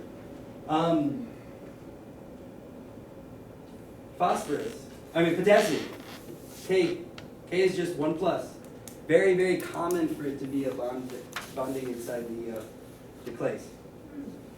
But remember, if it's stuck between there, can a plant get it? No. So you might have incredibly high phosphorus or potassium or nitrogen or whatever It's trapped. if it's trapped inside a clay. And I want you to realize that sometimes your soils might get an analysis back or something like that saying that you have a lot of So you think you're okay, but you Right. It's just trapped. because then you have to do an analysis of plant available K and Yeah, plant yeah. available nitrogen, all these other things, because there's a difference between what's in the soil and what is available to plants. Okay? A clay tetrahedron is typically a silicon ion surrounded by 4 oxygens, and then we already went through this. Okay, everybody got that? We're still on isomorphic substitution. We just got introduced to the clay lattices. And now we're going to learn how the substitution happens. The process in which one element takes place of another element of similar radii. An element, it means the element size. Figure that the element is going to be a ball. Based upon the size of the ball, could one ball come in if it's a similar size and knock out one of the silicon or aluminum or magnesium that's in there? And that's basically what happens. So, if there's aluminum in here, or just say, okay, they have magnesium. So say this is a magnesium lattice. Magnesium is in here in the octahedral sheet. Remember, it's either aluminum or magnesium in the octahedral sheet. So magnesium exists in there as is, and aluminum could come along because it's a similar radii, which I'll show you in a second. It come along and knock that magnesium out, or vice versa, depending on how much is available in the environment. So if you're in an area, an oxisol that has lots of aluminum and iron oxides, chances are that any magnesium that's in your clay lattice has been knocked out by aluminum. Okay? Just like aluminum, it seems reoccurring, it's the enemy in the soil, can come along and knock the silica out because it's a similar radii. Okay? This is a big deal because you think that you have silica based and then all of a sudden you're not, you're magnesium based, all because the environment introduced magnesium to your clay and kicked the other one out. That's fine. This is a good thing. Why is this a good thing? Because if it existed with magnesium as is, and magnesium 2+, and then all of a sudden aluminum comes in with a 3+, what happens? It makes a stronger charge, it offsets the balance, and if magnesium comes as substitutes for aluminum, I think I had it the other way when I was explaining it. Either way, if magnesium comes in and it substitutes for aluminum, there's a change in the net charge. There'll be a significant positive charge to balance the negative charges from the oxygens. Okay, you just offset the charges that existed in the clay. That means the lattice, at least that section, that little tetrahedron that got its silicon poked out and replaced, that little tetrahedron will now have a net charge of -1 because of the ionic charge of the molecule that's on the inside of the lattice. Does that make sense? Yeah. Now, if this happens throughout the entire lattice, magnesium comes in and kicks out all of the silica, the entire clay surface is now a -1 charge. This is where clays get their negative charge from.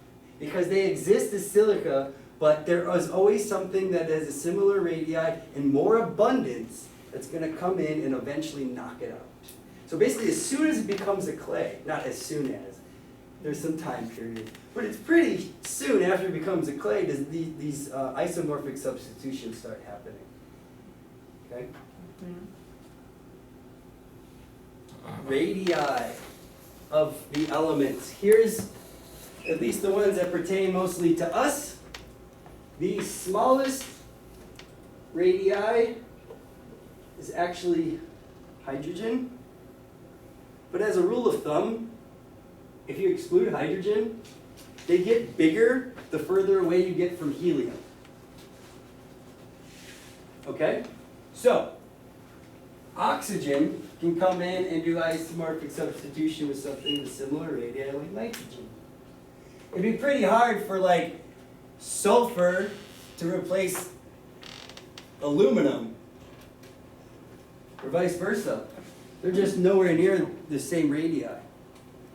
So that's just not going to happen. It's only going to happen with particles or elements that of a similar radii. Does that make sense? Isomorphic substitution. There's a lot of magnesium in the soil. The clay is originally silica. All of a sudden, you have magnesium substituting for it. The clay lattice becomes negatively charged. This happens over and over and constantly as clays develop. Okay? Do you know where clays get their charge from now? Isomorphic substitution. Does that make sense to you? Yeah? You sure? Certainly. It's just a simple concept of certain elements have a radii, they have a certain size, and they can be bumped out by similar radii. That's the whole thing. And when that happens, chances are because ionic charge changes as you go through. This one is too far off of this one, they would never bump out. They're two different sizes. What about like oxygen, O and K? O is so small, K is so big. It would never happen, no way. They Never would be happened. similar. Yeah. Okay? Isomorphic substitution. Every clay starts off with a certain element in the middle. It gets bumped off by something of similar radii, different charge, becomes negative. Or larger. Well, yeah, larger but similar radii. It has to be like within a left or a right. Of So one. you can't have a calcium knockout. Right. Oxygen knockout. Calcium is only going to get involved. It's probably not even going to get involved with K because there's still it's such a huge difference there. Okay. Now we can get super complicated and start talking about combinations of radii. So how like water can have an overall radii. You can take the radii of the hydrogens and then the oxygen that might be bigger than a K. which is kind of what happens when you have the lattice and you have water in between and can substitute out with the the K, because the combination of radii is equal to the radii of the K. Does that make sense? Okay. Yeah, that's way too advanced. These guys fight. If you add together the radii of the hydrogen, and the oxygen, Yes. it's probably the same radii as the K, and so those can swap out. So if you have a combination of them and the radii are the same total radii, then they can swap out. Because they're essentially the same size. I get that, but, I'm sorry. Yeah. But say the larger radii cannot knock out a smaller radii. It can if it's I don't similar, understand. so like Na can knock out an Mg. Yeah, Yeah. it's pretty similar, sure. Okay.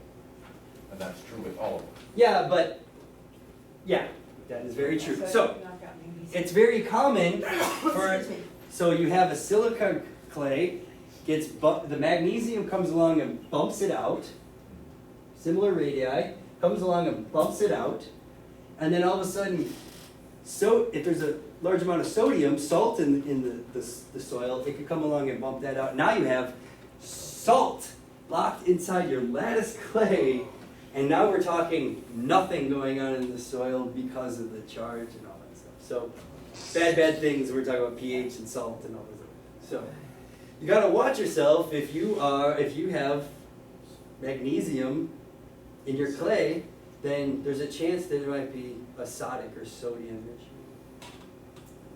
See that? So you really gotta watch your left and right, depending on what your clay is made of.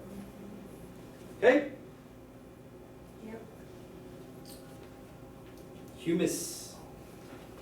This is a nice spot to take a break if anybody has to use the restroom. I think I do. So let's just pull about 5 or 10 minutes. And then we don't have much left, guys. We have about 15 slides. So always watch your left and right. I think a point man should know that, right? That'll be my flank.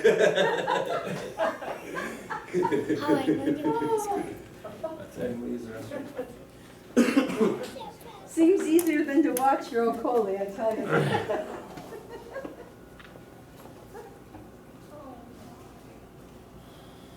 What are you gonna call? Nobody. No more games up there. Open the movie. You getting all this one? I'm gonna watch a Yeah. movie, don't they? Yeah, but it'll be Like too what? up for us.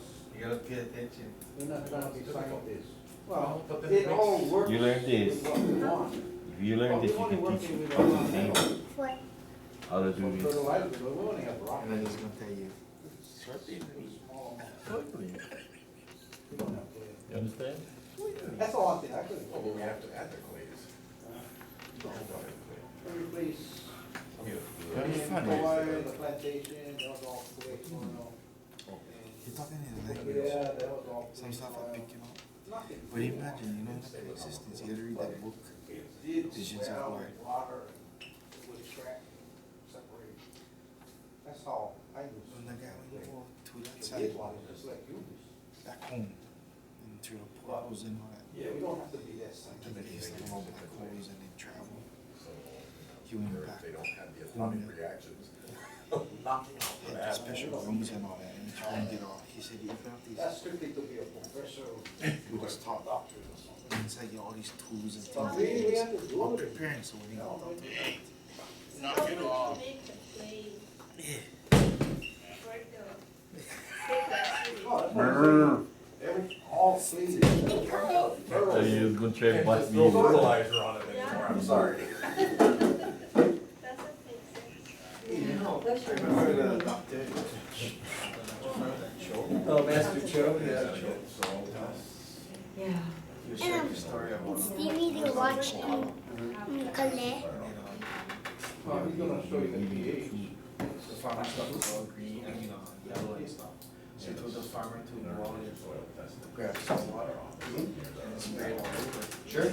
That's salt, yeah. Um, Is it a different kind of salt or something? yeah, it's not like table salt, but it's still a salt. You gotta remember that all fertilizers are a salt. Yeah. Here's Salt doesn't mean sodium, Yeah, it means just see it. So it's probably something, the seawater get things inside where it's. And the office and it's a. I would, It's easy with the ground.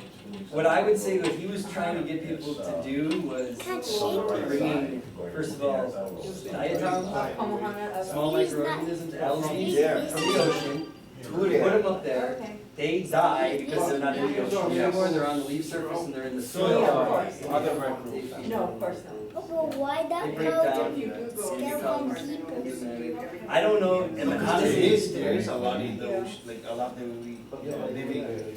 so you're basically grabbing nutrients from the ocean. If you dilute it, you don't wanna put it straight, it's 30-to-1 ratio. And then, Now, and you guys for the YouTube thing? the biggest thing You know we the do now liquor is he's the acid, Oh, it's, acid rain. the web It's soil bad. survey. Is it bad or is it? So then- I would not Web say, cells I mean, say it's that's all the one relative, for I the mean, what's seawater. bad for Big Island, I mean. No, Well, that that's is why we what's the growing link stuff, I mean. to. Oh, just to be your growing stuff? actual acreage You know, and the fog and the acid rain that we get, like, the wind really comes the off. soil. I'm so sorry, I'm so confused. Okay, sea If- stars, we're if gonna you're Google cold, for my dirt to You're figure out. dealing with that, Got it, like got it, sulfuric okay. acid and that kind of thing coming And then out. the The other ones, one is the website. But it's just so minuscule, I mean, it's not gonna Oh. affect the crop too bad. It's not like you're in London in Cool. 1982, you know, Cool. this is So- like. Chemical fertilizer. Yeah. It's all petroleum based, yeah.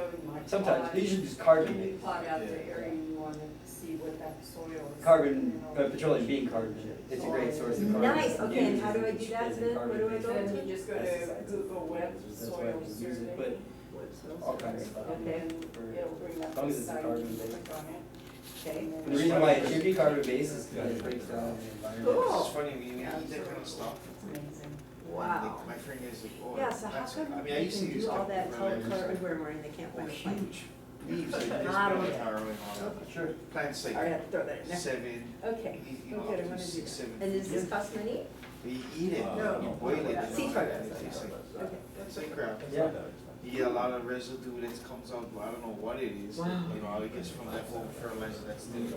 Everything comes out as food, and whatever it's sprayed, and it doesn't taste, or something, as a plant materials. Gina. Like say just in your backyard with no fertilizer, So well behaved. it's so tasty, Oh, sure.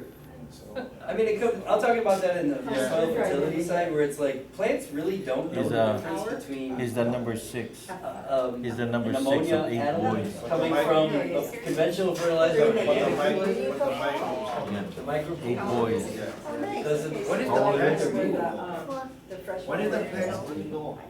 I don't. Because you know, I know the studies. Four. Yeah. Is this fun, this class? It's because on the roots, Boring. there's Looking like at, looking at ports Yeah. for certain elements to go through, and only those can go through there. And no matter where they're from, they go through. Does he have a name? Because you And, cannot stop it from moving. What's the name? because it's what the plant wants, it's what it's asking for, so it sends out those types of receptors to try to get that Just a little tank of. 1,200 pounds. nutrient. So it's like, when you're talking about molecularly, an NH3 ion is the same thing as an NH3 ion no matter where it comes from. So if it comes from urea versus chicken poop, it's the same molecule, man. It's the same thing, we can't see it. So what would, like, But it's the subtle differences Raise it up in when like you the smoke. micro, Yeah, Trey had gone. the And I back- existence I of back up to the microorganisms. Used to pull them all around. Certain, I swear to Mother, I certain lost. compounds that make the plant more healthier and more tasty. So it's like, To the when you start Shizzy way, just- organic matter and or microorganisms become Moldy. now if you're mixing conventional fertilizer with organic That's matter, what guys do. that's the best way to grow things, And you but got Three Rivers going best through the is property. defined as however you want to define it. For the plant, yeah, No, but what it's- happens to the runoff and what it's a happens. Yeah, It's I Ocean that's, Road in the yeah, some of my middle. friend guys And the do, house they is mix here. some whole. But at the same time, I know plenty of organic farmers that are poisoning the environment worse than any conventional farmer out there. Because they don't understand this and they just start throwing chicken poop out there. And they just keep throwing it out and it's like, no, you're gonna make babies sick if you keep putting nitrogen in the environment. And then And comes they just down the think side it's of because the it's line. organic, they just. Well, how Cuts this, across this there. is It makes like flowers, three they're raising rivers. flowers in Japan. The property And what and we do then is play this music, part of the dip, it's got in this deep, season, stuff like that. Sure. Right off, that that's runs just through, and this is responding amazing. like real They've been studying that since the What 18th is century. that? That's why. So my We mom, don't when literally- she There ain't would so say much. be there, talk to him and all that. It's huge. Well, scientists say that if you talk to your plants, they're gonna be happier because they're breathing on them. And they absorb what you're breathing on Like them. the old crazy girls that don't care. And then there's like the scientists that say play music for them, and then they've actually shown that the vibrations and the airwaves actually cause elongation of the Yeah. cells, so. And they like Hawaiian. It's because it's very similar to the vibrations that a plant gets from wind. Like that. So it's just Stimulating. It's stimulating the plant thinks it's wind, but it's actually vibrations from music. There's something to do with the ethylene, yeah? See, I wonder, That's my right. husband was No? helping me Not so talk much. about it. I wonder If you had a that's fan, like when it would have a they're better like, effect "Hey, than shut up." But then if you look at it on a spiritual sense, Yeah. Yeah. if we look at spiritual sense, everything has life, Right. even the Right. everything we, but they don't have I don't have to. time for that. I gotta grow a crop and make some money. All right, guys, we're back with humus. All right. Like I said, I'm not going to talk too much about the microorganism aspect of humus, which is basically all of it. What are you doing here? You're frozen. Don't freeze on me. You're frozen. You're dirty. I have a TV tonight. Key lens are good. Hold on. Whoa. Okay. Where do you sell them to? Whole Foods? Just bring it back.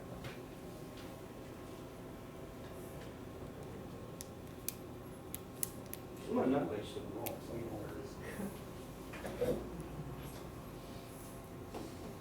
Come on, man. Yeah. No, but you guys get a good place because if no one nothing planted, you get at least, my father-in-law, he started. He had one maybe about a year and a half, 2 years without passing them. Oh, but they, like, you know, when you grow fruits and stuff, you're not a melon fly, all that stuff is mean, man. So how do you get rid of them? They usually put like this liquid bait and they'll go in like a Mhm. container and Yeah, stuff. yeah, your own milk container. I don't You know, put my the dad holes had, in 'em. And then you take it's like a liquid inside a container. like I used to. You go inside and then drop inside. Okay. Paper clip. Okay. Bye. Take your food. Thank you for coming. I hope you learned a lot. You be a soil scientist when you grow up. Good. You make $30,000 a year. He's already, Tell me to take his job. Oh. And do what with it? big mud pies. Everybody's gonna eat wild and eat them. Okay, so humus. I mentioned this in the last class. See you. In the last class, that humus is the end result of microbial decomposition. So, as microorganisms decompose organic material, they create humus. Humus is like a clay particle, but it's from a different place. It comes from a plant or animal-based origin, parent material, versus a rock. Okay? Very important to soils, especially Chicago, especially in the upper horizon. So in the O horizon, in the A horizon, upper horizons, B horizon, B horizon's not an upper horizon. O and A plays a major factor. Consists of convoluted chains or rings of carbon atoms bonded with hydrogen, oxygen, and nitrogen. For example, this is an example of humic acid. It continues all the way around into a ring. Okay? So these hydrogen, carbon, oxygen atoms, all the way around, they go in a ring. That's what the molecule looks like.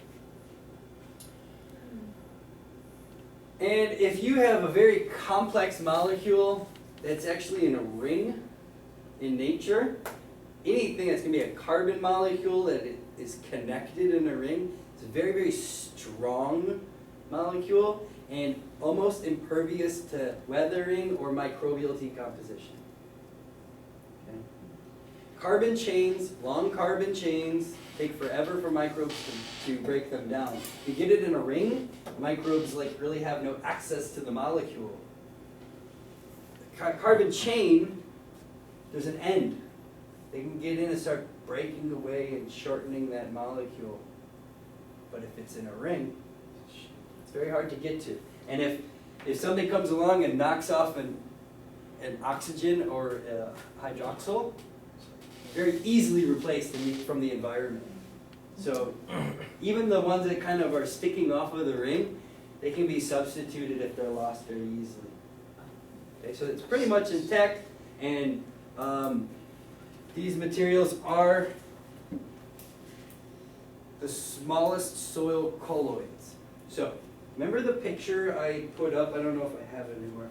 It was a picture of a clay particle that was covered in this powder, and those were the humus particles. I had that in the last class, and you could probably see it in your list there. But either way, it looks like if you take a clay colloid, you could almost like sprinkle on the humic particles. They're that small. It would just be like a powdered sugar dusting over a donut. That's what we're talking about, the difference in size. Okay, so these are very small.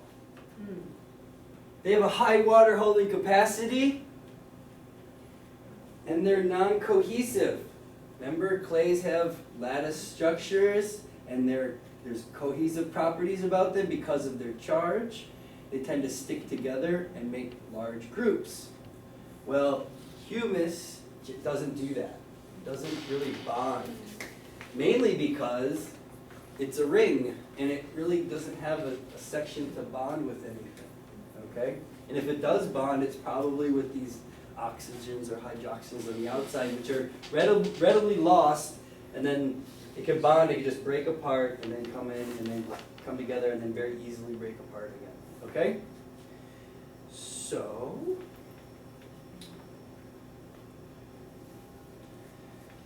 humus.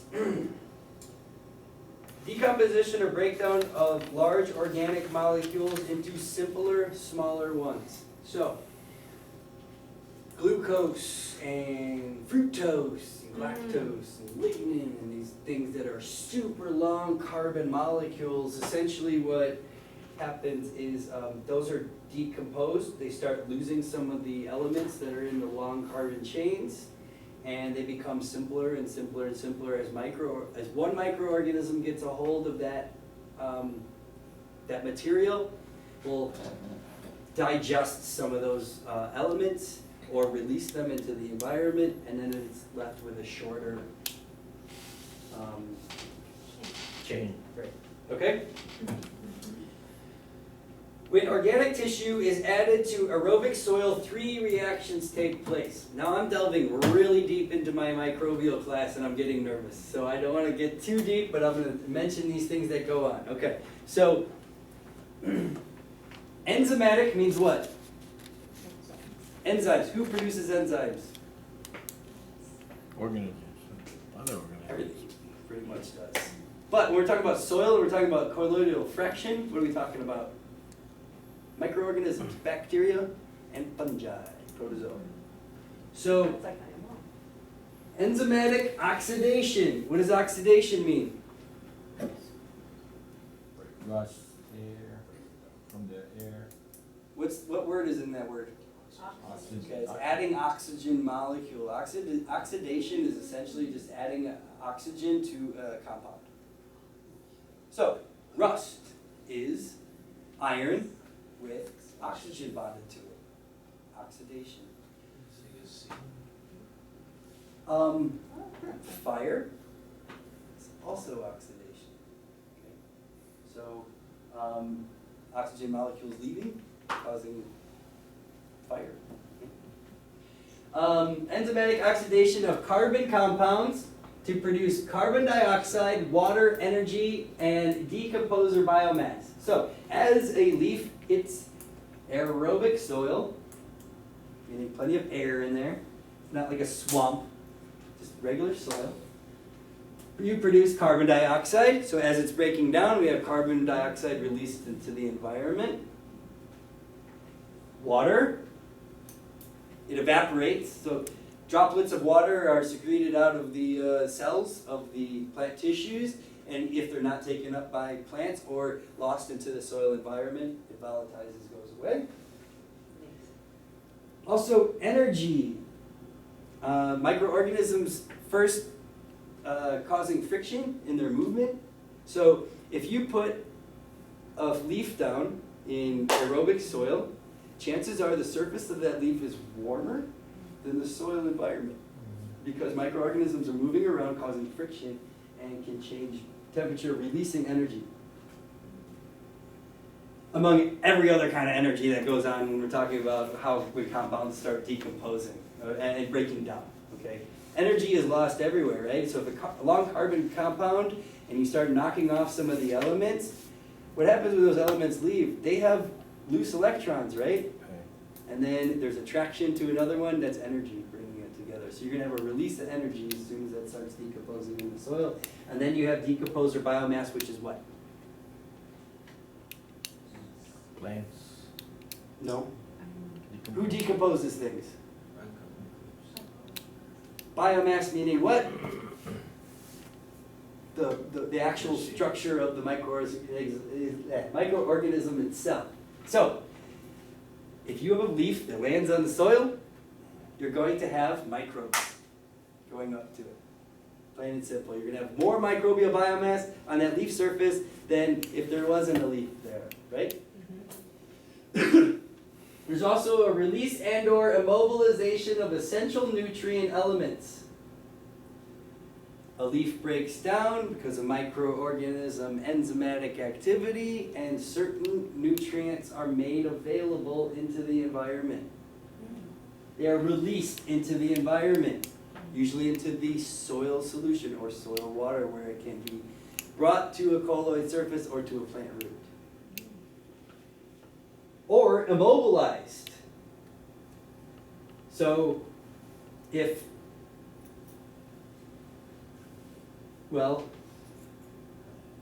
a leaf has nitrogen in it and it's broken down, and then a microorganism needs that nitrogen to another microorganism needs that nitrogen to break down that material further, it will take up that nitrogen and use it when it's considered immobilizing it because it's not going into the soil environment, it's not going into a plant, it's going into somewhere else. So that can go into another microorganism, or more commonly, it gets bonded to a colloid surface and cannot be separated because of charge. So that's immobilization when you have phosphorus bonded to a colloid surface and it's not going anywhere because of the electrical charge.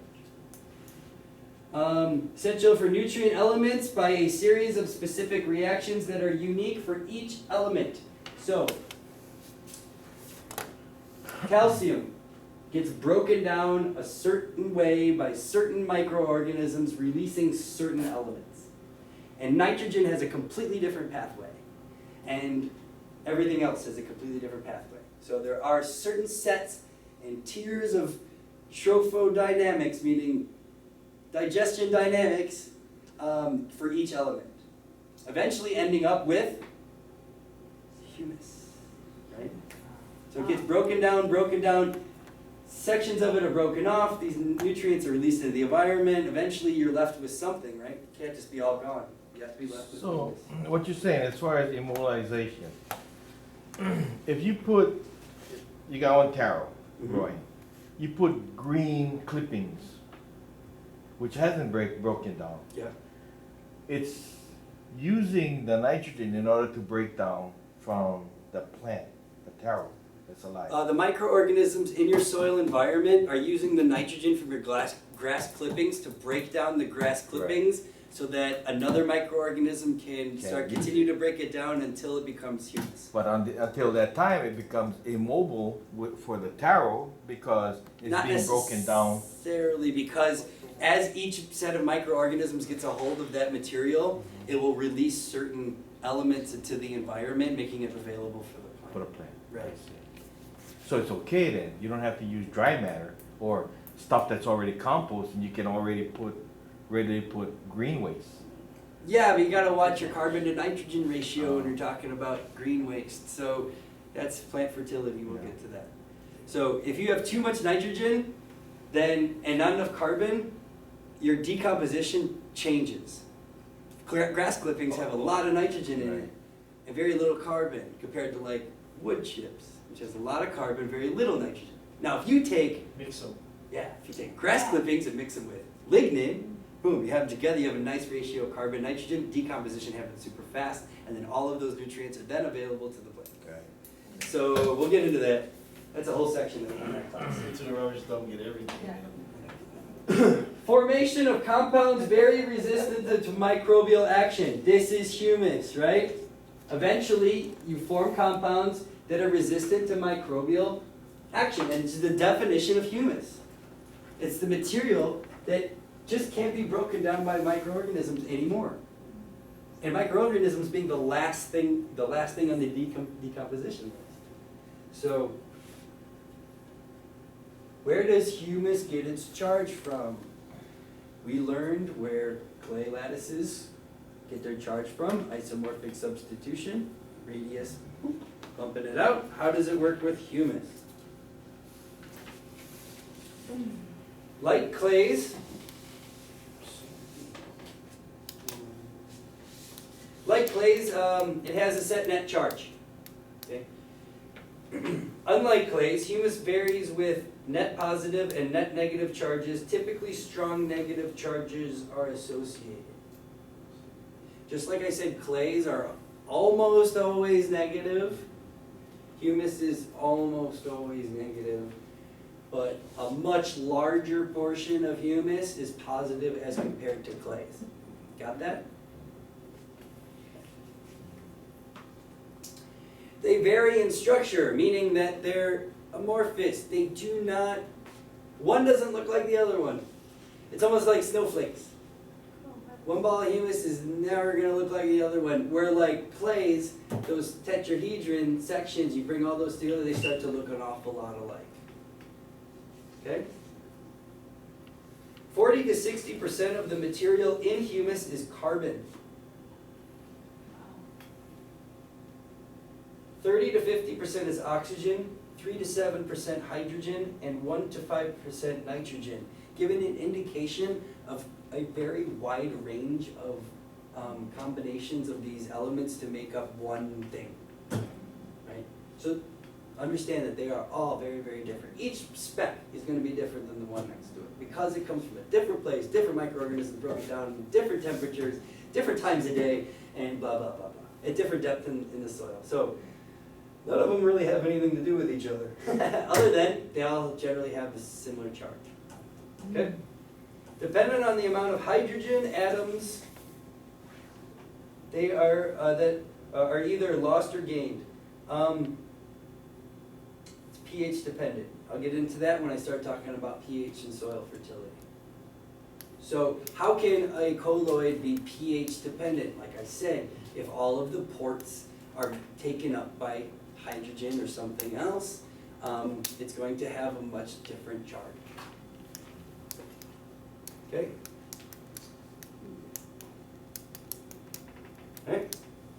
That's humus. That's as deep I want to get into humus because of its tie to microorganisms. Soil microorganism day, we're going to start talking about the leaf going through the whole system down to humus, understanding decomposition, and what elements are released into the environment and what enzymes are released into the environment. Okay? I gotta ask you, who figured this all out? I mean, where, you're asking me, Soil where science did they get is their our charge? new science, man. This is 1936 when we started looking at this stuff. Really? Oh yeah. So then you get into the SEM and the scanning electron microscopes, and you start understanding that stuff and the way things behave. But when it comes down to is, like I said with this section down here, if you understand this thing, it all makes sense. And you can almost explain what will happen because of you understanding the dynamics of the elements on the periodic table. People that are way smarter than me. Okay? There's been a trend in the last 60 years of people, remember, like back in the 1700s, if you were a scientist, you were either a naturalist or an astronomer, okay? Yeah. And these were the smartest people in the world, went both these routes. Now, everybody that's that level is either an astronomer or a chemist or somebody who's involved in molecular microscopy or molecular tools. So the Galileos of our time are using DNA instead of looking at the stars. So it's just, how do people figure these things out? There's an uncharted territory that needs to be discovered. Humans will find and figure it all out. This is what we do. So where soils is leaving off, microbial and microbial studies and mycology and that kind of thing is where now the next frontier is. Okay, we understand what's going on in the soils now. It only took us about 80 years to figure it out. Actually, it only took us about 40 years to figure out. Not too much has changed in the last some odd. But we've opened this avenue for microorganisms, and now we're talking microorganisms. We know less than 1% of the fungi on this planet we've identified. And we're talking 5 million species estimated to be out there, and we know 100,000 of them. So now we're talking, this is our new avenue of exploration, ocean and microorganisms. Yeah. We left space, we don't really care so much about it because we can observe space now and the things going on in space from here. We don't need to go up there anymore because we understand really this more than we ever have. And it's actually understanding these, the radioactive ones and the base energy ones, yeah. Okay? Good question. Soil organic matter.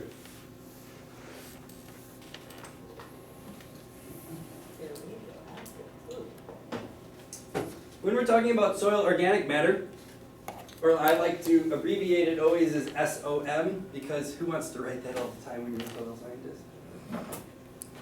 But SOM generally is 50% carbon. So, if I was to say take the weight of my organic material, I can pretty much estimate that half that weight is carbon. Right? All organic compounds of the soil is organic material includes all organic compounds in the soil, which include living biomass, which includes plant and animal residues, and microorganisms. It also includes, so we have the living stuff, right? Right. Living roots. Living roots, about 5%. Dead stuff, dead roots and other recognizable plant residues and litter. Large amorphous, which basically means no defined shape. And colloidal mixture of substances no longer recognizable, and that's humus. So if I stick my hand into a forest soil and I pull out a decomposed leaf, okay, that's the dead material, right? If I pull out a handful of soil and it doesn't look like a leaf, or it doesn't look like a bug, or it doesn't look like something, now we're talking, this is the humus, right? Unrecognizable from its original state. It has completely changed its structure. And like I said, largely amorphous, meaning no defined shape, and colloidal mixture of substances no longer recognizable. Okay. So that's organic material. That's the whole encompassing organic material. Geneticist of soil organic matter. How does organic matter become organic matter is what I'm saying. Soil organic matter. Meaning non-definable, right? Definable. Identifiable, that's the word I was looking for. Meaning non-identifiable. How does something go from looking like a leaf to looking like soil? Well, microbial transformations is one of the main. So, decomposition, and through decomposition of those materials, two things are created. Humic substances and non-humic substances. So not all materials that are broken down from plant and animal material becomes humus. Okay?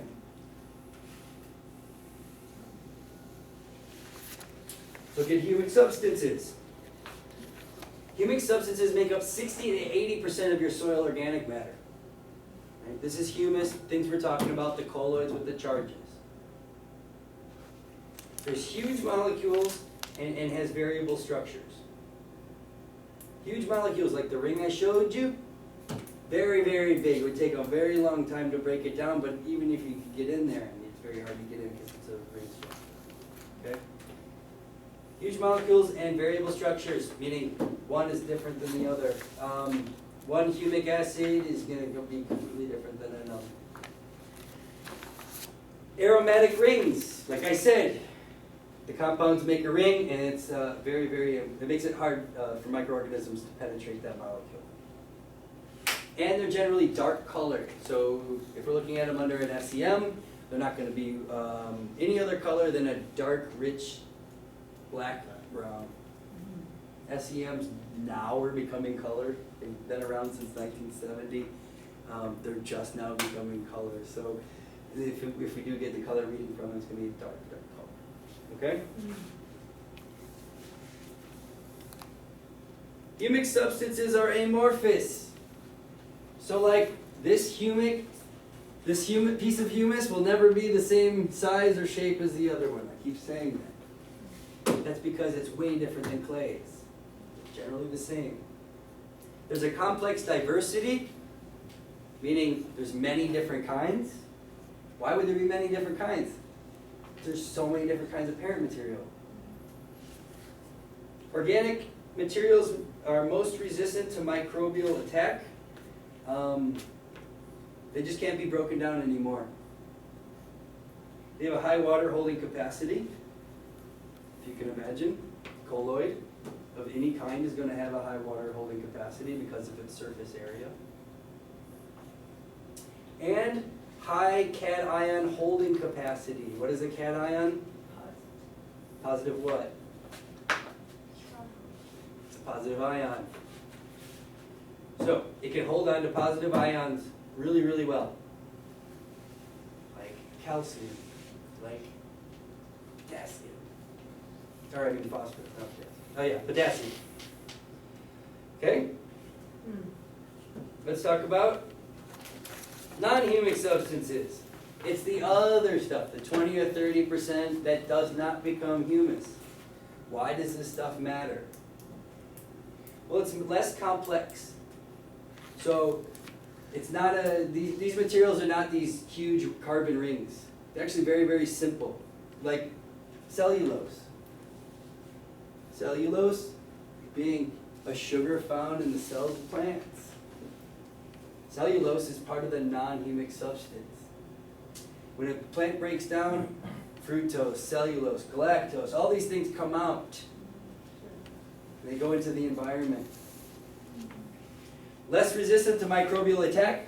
So something so simple ends up in the environment, especially something like glucose. I mean, if you have sugar cane that has literally fallen down and onto the soil, the first thing the microbes are going to go for is the glucose. Forget the material that they want to break down. We're going right for that sugar. So, you know, it's not very resistant to microbial attack. It's always going to get taken on right away. Why? Because it's a great energy source. Why is it a great energy source? Because it's simple and it contains only 3 elements that can be easily broken apart. It's almost like the mongoose. You know when they kill a chicken? And they leave the chicken to stew in the sun? Yeah. And then what they'll do afterwards, they'll come back in and they'll go from the ass in and eat all the insides and work their way out. Genius. Oh, that makes sense. They're going for the sugar. Yeah. My It's all dog- processed already, it's all broken down. My dog killed a mongoose yesterday, That makes right sense. next to me on the porch. It had been eating its dog food, and my girl had just been sitting there for months, just waiting for this thing to come up and touch its food. And yesterday she got it, and this thing had been eating dog food for like the last 3 months. This thing is this long. yeah. Its butt was this big. She had it by its neck, and she's whipping it. And it was so big that it knocked her over when it would hit her in the head and get away, and then she'd have to grab it again. What a bloodbath, my God. I didn't want to get between them. Biting her lips, biting her ears, the whole thing. And then she almost killed it and then walked away. And then I'm like, now what? So now I gotta hit it with a shovel and compare it. It's like, thanks, dude. That was my day yesterday. Ugh. Because if you leave it in the woods, then the dogs in the neighborhood come out and it's a snake and flies. It was just like this 1 hour ordeal I did not want to deal with yesterday. Anyway, that's my mongoose story. So, these substances include microbially modified plant compounds like glucose or cellulose.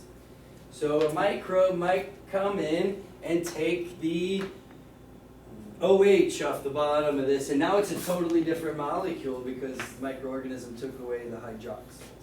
So basically microbially modified plant compound. Microbes can come in and modify it into something else very, very easily. More simpler compounds influence the availability of plant nutrients. So these compounds can turn into, or actually be taken directly up by plants, be turned into nutrients, sorry, or be taken up by plants. Very readily can these carbons and oxygens get bonded to like a nitrogen that is available in the environment and then become a plant available nutrient. Okay? Hydrogen and oxygen and carbon being an element that can bond with a lot because of their valence. Okay. Some are directly affect plant growth. Like I said, some of them can become plant nutrients directly out of the leaf as it drips out of the corner of the side of the microbe's mouth into the soil solution, can be taken right up into the plant. And that could be like nitrogen, ammonia, that kind of thing. So not all substances broke down by microorganisms from organic material can become human.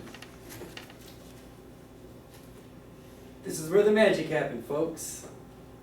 This is a double whammy. This is what most colloids look like in the environment. Now remember I said you either have clay or you have humus? Well, this is nature we're talking about here. This isn't a military food plate. It's not everything all divided off, okay? This is, everything's together in this huge environment of everything changing, so these humic substances become bonded or brought together with clay colloids, and they have the properties of both in one aggregate. So this is typically the way we see these molecules or these particles behaving in the environment. They don't just, humus doesn't just sit there and wander in the soil by itself, waiting to do its thing. No, it finds like its others, and then clays as well, being both generally having a negative charge. Okay? They're not bonded together, but they have these relationships where they get brought together by aggregates, sticky substances excreted by microorganisms that bring this ball of clay together with this humus. It's actually many balls of clay with many balls of humus together into this aggregate. This is what most colloid aggregate action is based on. Okay? Sugar dusting. Yeah, really. Yeah, exactly that. So,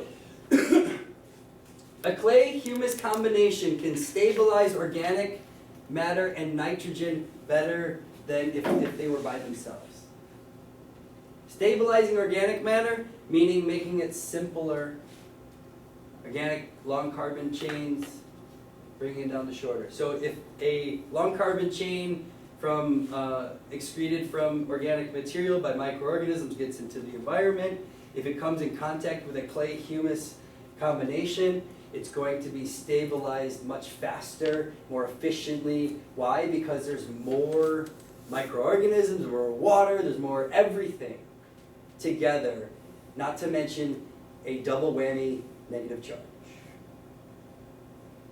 Okay? Soil organic matter can become entrapped in the clay's micropores and are impervious to microbial attack. So, humus being so small, can actually get inside the nooks and crannies of clays and become completely impervious to microbial attack and just sit there in this little pit and have a negative charge, and adding to the overall negative charge of the colloid. So, like you said, sugar dusting, you have a clay, it's negative, but if I dust it with a whole bunch of more negative, it just becomes that much stronger, right? Right now, I read a cool study how paleontologists are looking at these organic compounds as a time capsule. They're literally looking inside clay colloids at the organic material that is in there, soil organic material in there, finding out what the origin of that soil organic material was, and actually like coming up with theories of what plants were where and what organic material was where, and they're using this as a tool because those soil organic material and those humic particles have been inside those colloids for ever and ever and ever, and they are impervious to microbial attack. It's literally a time capsule. They're put inside this little nook, and nothing changes for millennia. So they go inside and they observe these, and they can actually discern where they came from based upon their makeup, their charge, what's in it, all that, and they can figure out what this environment around us looked like 10 billion or a billion years ago because of what's in the soil. Okay? It's really interesting. I did enjoy that article. Okay, there's an indirect influence of soil organic matter on soil, and that includes the change in soil physical properties, things we talked about last class. Soil organic material can change the color. Remember I said humic substances are what color? Dark, right? So if you have a lot of humic substances, chances are your soil is going to be darker in color. Granulation and aggregation. Soil organic matter will bring together colloids into larger balls or aggregates, which have very, very strong negative charges. They behave like larger particles, meaning more drainage, more aeration, which is why aggregates are awesome, is because they have the same qualities of those very, very small particles, but they allow water and nutrients to move through the rhizosphere. Okay? You see how that works? Mhm. Okay. Reduce stickiness and cohesion of soils. So if you have a clay soil, it's super sticky, you grab it and you can ply it and you can almost turn it into like a Play-Doh snake. If you add organic material to that, it totally changes the complexity of it, and you're going to have it much more pliable and much more plastic, and it'll break up. So it has a huge influence on it. The more organic material, the less pliable and plastic it's going to be. Improved soil water retention because of, this is an aggregate, because of its Porosity. surface area. Okay? When it comes to water and aggregate, or colloids, it's all because of surface area.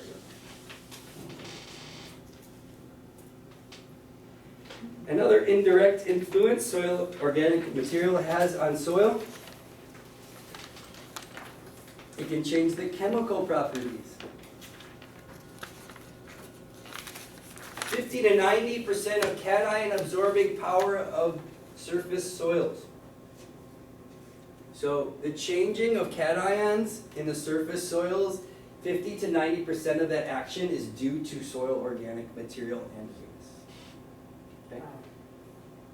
So we're talking almost all of the nutrients being traded from a colloid surface to a plant root has to do with soil organic matter. Okay? It holds nutrients near plant roots. So soil organic matter, just like a colloid, can get these nutrients that are stuck to it pretty darn close to a root hair.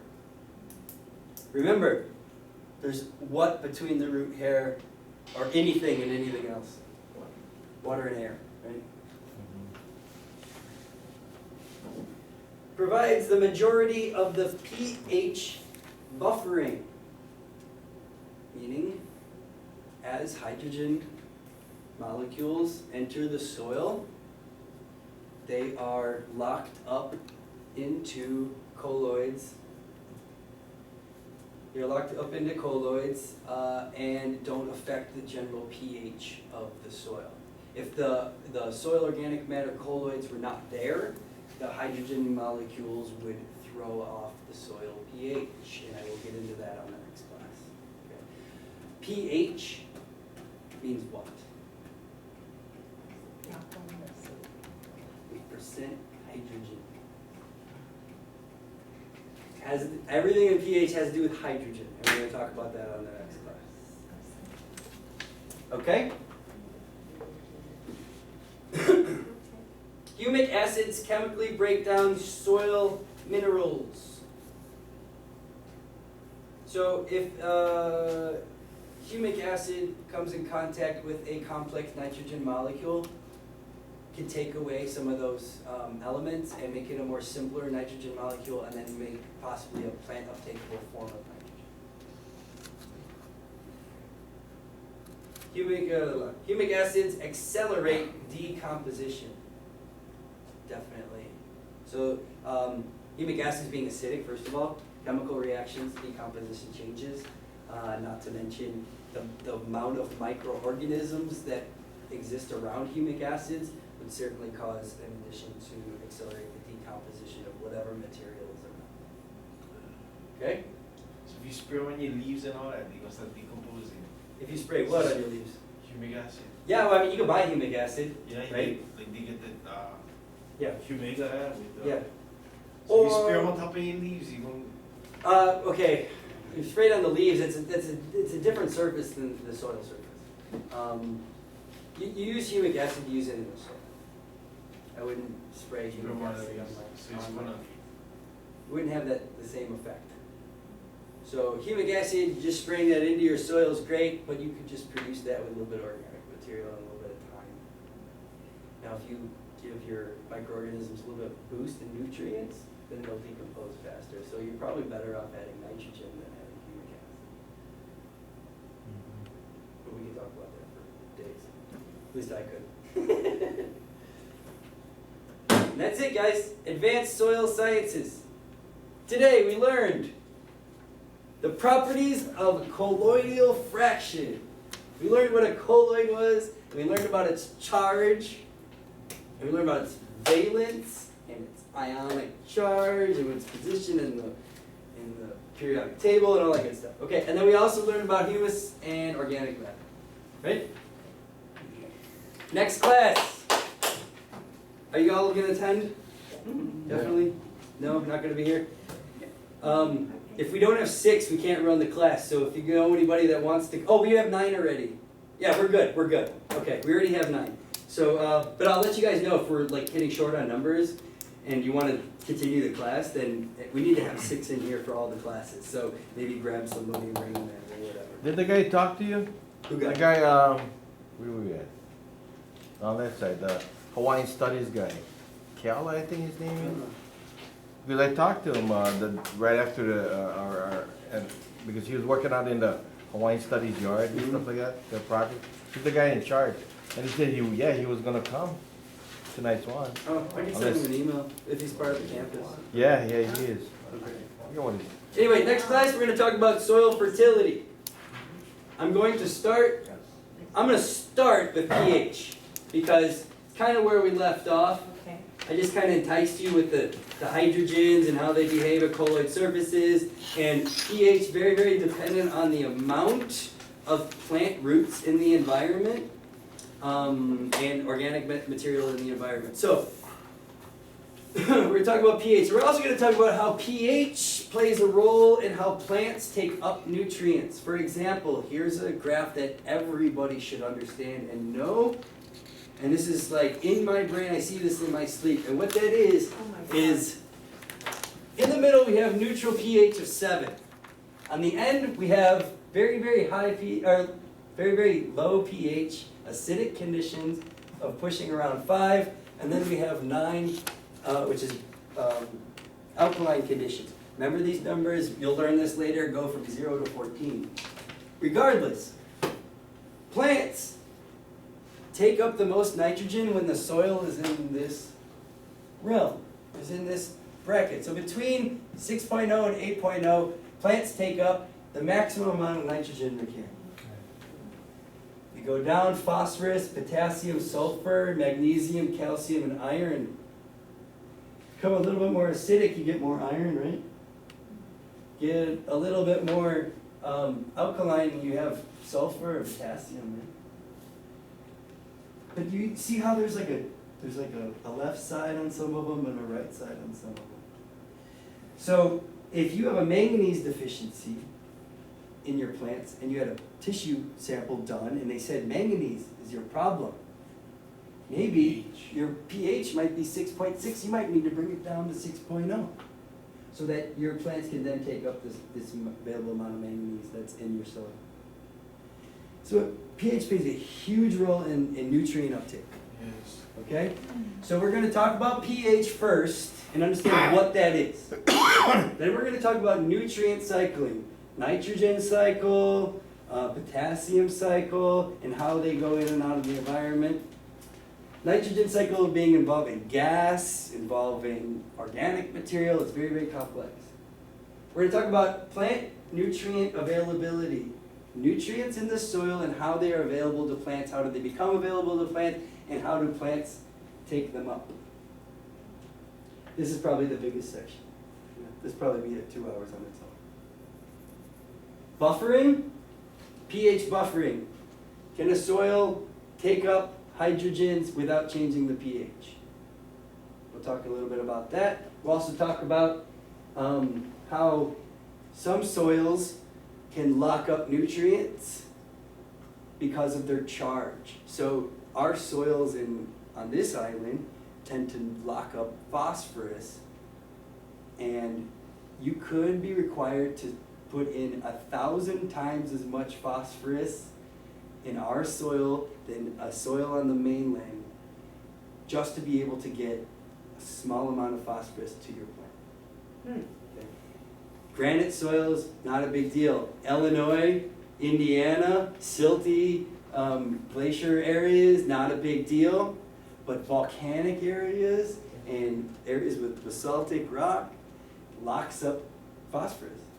So when you get a new farm up in Hamakua Coast and then you do a soil test and your soil test has nothing in it at all, you realize that not only do I have to put all these nitrogen, phosphorus, potassium, calcium, magnesium, sulfur, all these wonderful things in there, but I have to put extra amounts because it just gets taken up in the soil and sits there and is not available to plants. Okay? And then we'll get into talking about fertilizers. I'll probably just carry that conversation in until we run out of time because there's probably a million questions about fertilizers and all that. So I'll get into what fertilizers are, how they're broken down, conventional versus organic, natural versus all the others, and then kind of what the numbers say on the side of the bag. I mean, there's some folks that just don't know these things, so I'm going to get a little bit into the fertilizers right there. It should fill up the whole 4 hours easily. Okie doke. And, hold on.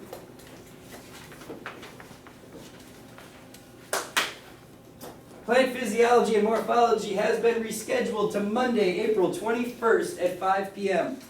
Sorry guys, I'm going to go on. I got a lecture.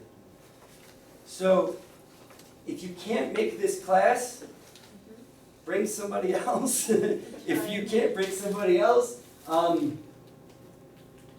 we'll work it out. But I'll either, if you can't make it, I'll get you the videos. But please try to come, because the video's going to suck compared to actually sitting in the room. That's the best I can offer on that one. I don't plan on doing any more changes Okay. for the rest of the time. I don't plan on it. I didn't plan on this one either, but they need me to speak, so I'm going to go. So what's more about the topic? Plant physiology and morphology. Yeah. You're gonna have it like a introduction to medicine or introduction to the makeup of a plant, as opposed to like if you were a medical student. We're just gonna talk about the structures. What is a root and what is a root hair and what does it do? And what is a bud and what is a node and how many nodes are there in a plant and what happens when a node develops and what happens when you break a root and all these things. So I'll talk into like just the structure of a plant. The morphology is, or physiology means the physical characteristics. Morphology is the function of each one of those structures. So I'll talk about the function of a flower. Cool. What truly is a flower? Like field farmers, they just don't even know. And I can talk about the ovules, I'll talk about all, and how fruit is developed. And so you can actually start seeing things like in your flower. You'll look at a flower and be like, you'll see the fruit in the flower after this. You know, you look at an orange flower and be like, I can see where the orange is going to come from. I see where it's developed. I understand what is going on there in the fertilization of that flower and all that stuff. So I hope I have enough time. It's going to be a lot of information. Because the bugs understand it when they can get it. You know where he's at. But actually the bugs, what they understand is it's yellow. It's yellow. It probably tastes good. I mean, that's what they think, you know. But and how plants have used insects to develop, you know, certain traits and all that kind of thing. And then remember that right after that we're gonna do Wednesday, which is what? What's the next class after that? Plant nutrition. Was it Plant nutrition? plant nutrition? Okay. You gotta understand the difference between plant nutrition and soil fertility, right? So we're gonna take what we just learned and still stay in the soil next class. We're still in the soil. Oh, next class, fertility. Yeah. So we're talking about the elements that could be available to plants if they decide to bring it up. The plant fertility side is going to be more of how they take it up, what those nutrients do, what does it look like when you don't have enough nitrogen, what does it look like when you don't have enough potassium, blah, blah, blah. Can we do our own soil testing and stuff and the pH and all that stuff? You know what? I'll do a pH sample when I come for the next class. If I remember, I'll try to. I have a pH meter, and what I'll do is I'll just bring a 10-meter sample, and I can show you how to test pH. Not a big deal. My pH meter might be a little off. It might read wrong because I haven't calibrated it, but you can still see how it's done and all that stuff. So, okie dokie. Got out an hour and 10 minutes early. What are you gonna do with that time? Pop the bell. The bell, I think you need more of these. You got the dates you sign in? Oh, yeah. You got, I'm going to be at the conference on the 15th and 16th. I have a room already. Night of the 17th. You got any more of the readings? And even Sabina, evenings and nice stuff. to meet you. You know, if he's Nice to going out, shoot me the time. So how can I get to you? 'Cause Best way to probably email Jay. Okay, area code 312. I signed your release. 498. They're not that kind. 3716. yeah, that's the one that. Because I want to call them. No, I signed, If I go, can I use? the assumption of it's so long. I think last time I was there. Yeah, okay. Okay, so I'm gonna call him, make sure it's okay. Then My name's Edie. Hi. Sure, great. Perfect. Nice to meet you. A release? Yeah, the one that we're supposed to. Oh. Okay. If there isn't enough, don't worry about it. I signed the receipt. Yeah, I gotta sign these and give to people. Hey, nobody left yet, right? The bogus. Give How are it. you? Hi, sweetie. How are you? Phyllis, Yeah. Thank you. Gino, look at that.